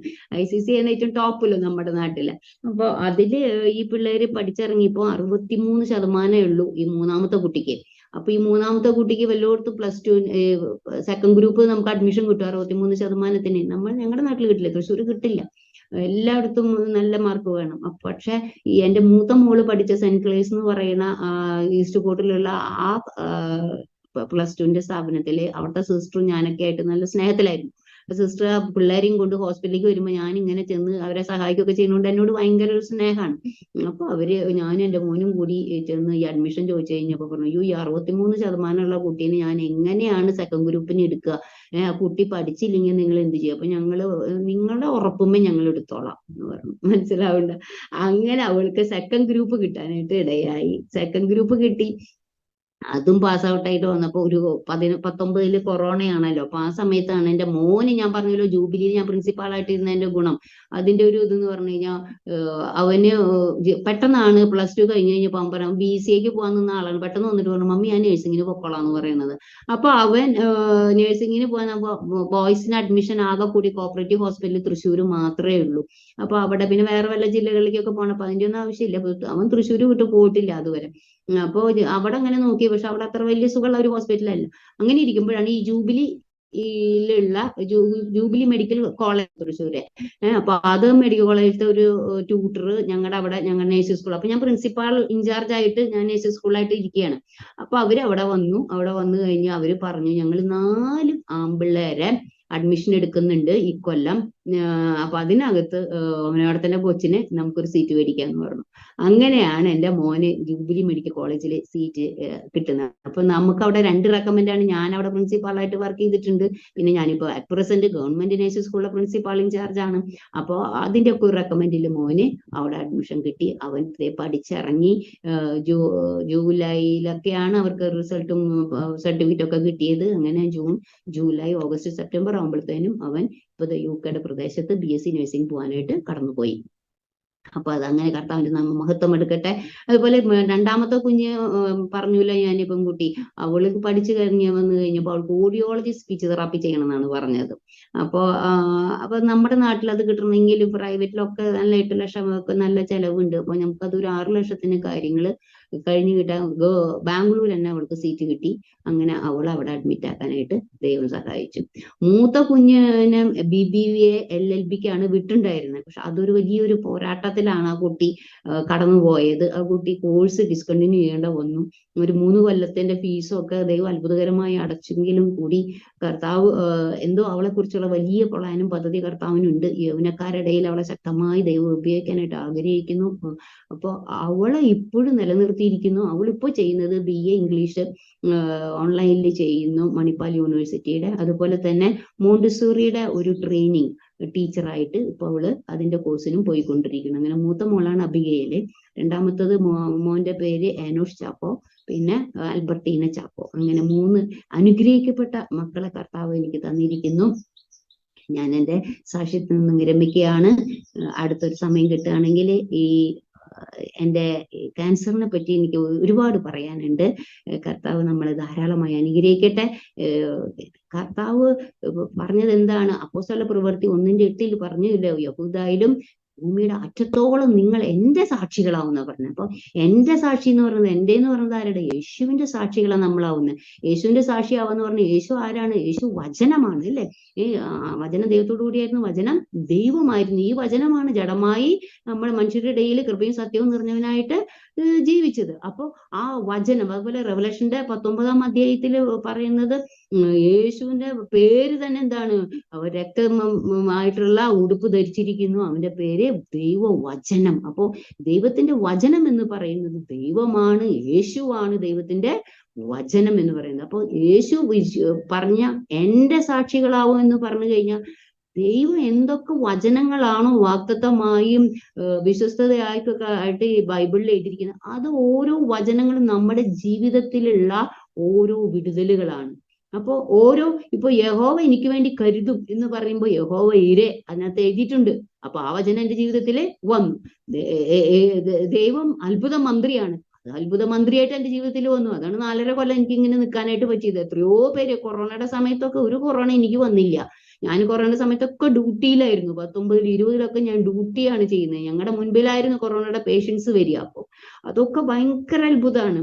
അപ്പോ അവിടെയാണ് പല കരുതൽ. എൻ്റെ ട്രീറ്റ്മെന്റിനൊക്കെ വലിയ വലിയ പൈസകളാണ് ആയത്. അതൊക്കെ കർത്താവിന്റെ കരുതലിൽ നിന്ന് മാത്രം പറയാം. ഗവൺമെന്റ് ജീവനക്കാരി ആയതുകൊണ്ട് എനിക്ക് അവിടെ ഒന്നും ഒരു പ്രയാസം, 5 പൈസയുടെ ഒരു കടബാധ്യതയോ ഒന്നും എനിക്ക് ഉണ്ടാക്കിയിട്ടില്ല. എല്ലാം കർത്താവ് ഗവൺമെന്റിലൂടെ തന്നെ തരാനായിട്ട് ഇടയാക്കിയിട്ടുണ്ട്. അപ്പോൾ അങ്ങനെയുള്ള കാര്യങ്ങളൊക്കെ കർത്താവ് ഇതുവരെ ഞങ്ങൾ വിശ്വസ്തനായിരുന്നു. ചേട്ടൻ അതുപോലെ തന്നെ കർത്താവിന്റെ വേലയിൽ തന്നെ ആയിരിക്കുന്നു.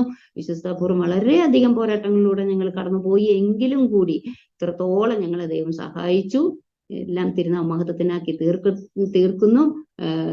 എന്നെ ഇതിലേക്ക് ക്ഷണിച്ച കർത്താവിന്റെ ദാസിയോടുള്ള നന്ദിയെ അറിയിക്കുന്നു. ടീമംഗങ്ങളോടുള്ള നന്ദിയെ അറിയിക്കുന്നു. എല്ലാവരെയും ദൈവം ധാരാളമായി അനുഗ്രഹിക്കട്ടെ. എന്റെ സാക്ഷ്യ വചനങ്ങൾ ആരെയും മുറിവേൽപ്പിക്കല്ലേ എന്ന് ഞാൻ പ്രാർത്ഥിക്കുകയാണ്.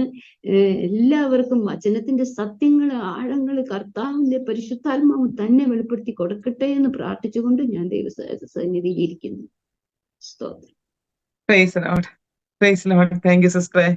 കർത്താവ് തന്ന ദർശനങ്ങളും വെളിപ്പാടുകളും ദൈവകൃപയിൽ ആശ്രയിച്ച് ഇത്രത്തോളം ദൈവിക വെളിച്ചത്തിലേക്ക് വരുവാൻ ദൈവം ഇടയാക്കിയല്ലോ. ഞാനും ചിന്തിക്കുകയായിരുന്നു, ഞാനും ഒരു ജ്ഞാനായ യാക്കോബായ പശ്ചാത്തലത്തിൽ നിന്ന് ഒറ്റയ്ക്ക് വിശ്വാസത്തിൽ വന്നതാണ്. എന്റെയും ജീവിതത്തിൽ ഇതുപോലെ അനേക അനുഭവങ്ങൾ പറയുവാനുണ്ട്. കർത്താവ് നമ്മളെ നടത്തി, കർത്താവ് ഇത്രത്തോളം നമ്മളെ സ്നേഹിക്കുവാൻ നമ്മൾ എന്തുള്ളൂ. പ്രിയ പ്രേക്ഷകരെ, എനിക്ക് നിങ്ങളോട് വചനദീപ്തിയുടെ പ്രേക്ഷകരോടായിട്ട് പറയുവാനുള്ള ഏക കാര്യം, നിങ്ങൾ ഈ തിരുവചനം കേൾക്കുമ്പോൾ, ഈ സാക്ഷ്യം കേൾക്കുമ്പോൾ, നിങ്ങളുടെ ജീവിതം കർത്താവുമായിട്ടുള്ള ബന്ധത്തിൽ എങ്ങനെയാണ് എന്ന് ചിന്തിക്കുക. മാത്രമല്ല, വചനം വെച്ച് നമ്മെ ശോധന ചെയ്യുക. നമ്മുടെ പഠിപ്പിക്കലുകളും ലൗകികമായുള്ള കാര്യങ്ങളും വിട്ട് നാം ഈ ലോകം വിട്ടൊരിക്കൽ പോകേണ്ടിവരാ. ജനിച്ചാൽ ഒരിക്കൽ ഈ ലോകം വിട്ടു പോകേണ്ടിവരാ. ആകയാൽ നമ്മുടെ നിത്യത എവിടെ ചിലവഴിക്കും എന്ന് വ്യക്തമായിട്ട് ചിന്തിക്കുകയും ദൈവനാമ മഹത്വത്തിനായിട്ട് ജീവിതം ചിലവഴിക്കുകയും ചെയ്യേണ്ടതിനായിട്ട് നമ്മെ സമർപ്പിച്ചു കൊടുക്കാം. കർത്തദാസിക്ക് ലഭിച്ചതായിട്ടുള്ള തന്റെ ദർശനങ്ങളും തന്റെ അനുഭവങ്ങളുമാണ് താൻ ഇവിടെ പ്രസ്താവിപ്പാൻ തക്കവണ്ണം ഇടയായത്. നമ്മിൽ ഓരോരുത്തർക്കും പല വിധത്തിലുള്ള അനുഭവങ്ങളായിരിക്കാം. അനുഭവത്തെ ഒരിക്കലും ഖണ്ഡിക്കുവാൻ സാധ്യമല്ല. അതുകൊണ്ട് ഇന്ന് പകൽക്കാലം ഈ അനുഭവം നമ്മുടെ ജീവിതത്തിൽ ഏറെ അനുഗ്രഹവും ദൈവകൃപയിലേക്ക് നാം ഒരു പ്രാവശ്യം കൂടെ ഒരു പടി കൂടി അടുക്കുന്നതിന് കാരണവുമായി മാറട്ടെ എന്ന് ഞാൻ പ്രാർത്ഥിക്കുകയും ആശംസിക്കുകയും ചെയ്യുന്നു. കർത്താവിന്റെ ദാസിക്ക് വേണ്ടി നമുക്ക് ഒരു നിമിഷം പ്രാർത്ഥിക്കാം. കർത്താവെ, അങ്ങയുടെ ദാസിക്ക് വേണ്ടി സ്തോത്രം ചെയ്യുന്നു. ദൈവമായ കർത്താവെ, മധ്യസ്ഥത അണച്ചും അനേക വിശുദ്ധന്മാരോട് ചേർന്നും ദൈവകൃപയിൽ ആശ്രയിച്ച് ജീവിച്ചിട്ടും സത്യത്തിന്റെ പാതയിൽ നടക്കുവാൻ കഴിയാതെ കർത്താവെ ആയിരുന്ന അവസ്ഥയിലും ജീവന്റെ വെളിച്ചമായവൻ അടുത്തു ചെന്ന് വ്യക്തമായി സംസാരിച്ചു. അങ്ങയുടെ കൽപ്പനകളെ പ്രമാണിക്കാത്തവനൊക്കെയും അങ്ങേ എനിക്കുള്ളവനല്ല എന്ന് അങ്ങയുടെ വചനം പറയുമ്പോൾ, അങ്ങയുടെ കൽപ്പനകളെ പ്രമാണിച്ച് എന്റെ ആത്മാവില്ലാത്തവൻ എനിക്കുള്ളവനല്ല എന്ന് തിരുവചനത്തിൽ പറയുമ്പോൾ, അങ്ങയുടെ ആത്മാവിനെ പ്രാപിച്ചെടുത്തും അങ്ങയുടെ നാമത്തിന് മഹത്വത്തിന് വേണ്ടി വേർതിരിക്കപ്പെടുവാൻ കർത്താവ് ഇടയാക്കിയതിനായിട്ട് സ്തോത്രം. കർത്താവെ, ഇത്രത്തോളം വിടുതൽ കൊടുത്ത് നിർത്തിയല്ലോ. ഇനി അനേക അനുഭവ സാക്ഷ്യങ്ങളുണ്ടല്ലോ. അവയൊക്കെയും അനേകർക്ക് ആശ്വാസവും തണലുമായി തീരുവാൻ തുടർന്നും പ്രസ്താവിക്കേണ്ടതിന് തന്റെ മകളെ ബലപ്പെടുത്തണം. കർത്താവിന്റെ ദാസനായിട്ട് സ്തോത്രം. കർത്തൃവേല ആയിരിക്കുന്നല്ലോ, ബലപ്പെടുത്തിയാട്ടെ. കുഞ്ഞുങ്ങളെ 3 പേരെയും ആക്കിയിരിക്കുന്ന അതത് സ്ഥാനങ്ങളിൽ ദൈവകൃപയിൽ അവരെ പരിപാലിച്ചാട്ടെ.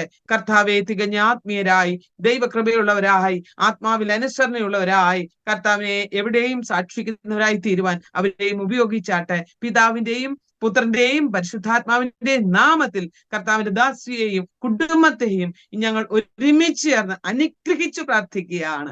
അനുഗ്രഹിക്കപ്പെടുവാൻ സഹായിക്കണം. പ്രാർത്ഥന കേട്ടതിനായി സ്തോത്രം. യേശു ക്രിസ്തുവിൻ വിലയേറിയ നാമത്തിൽ തന്നെ. ആമേൻ, ആമേൻ, ആമേൻ. God bless you all. Maranatha.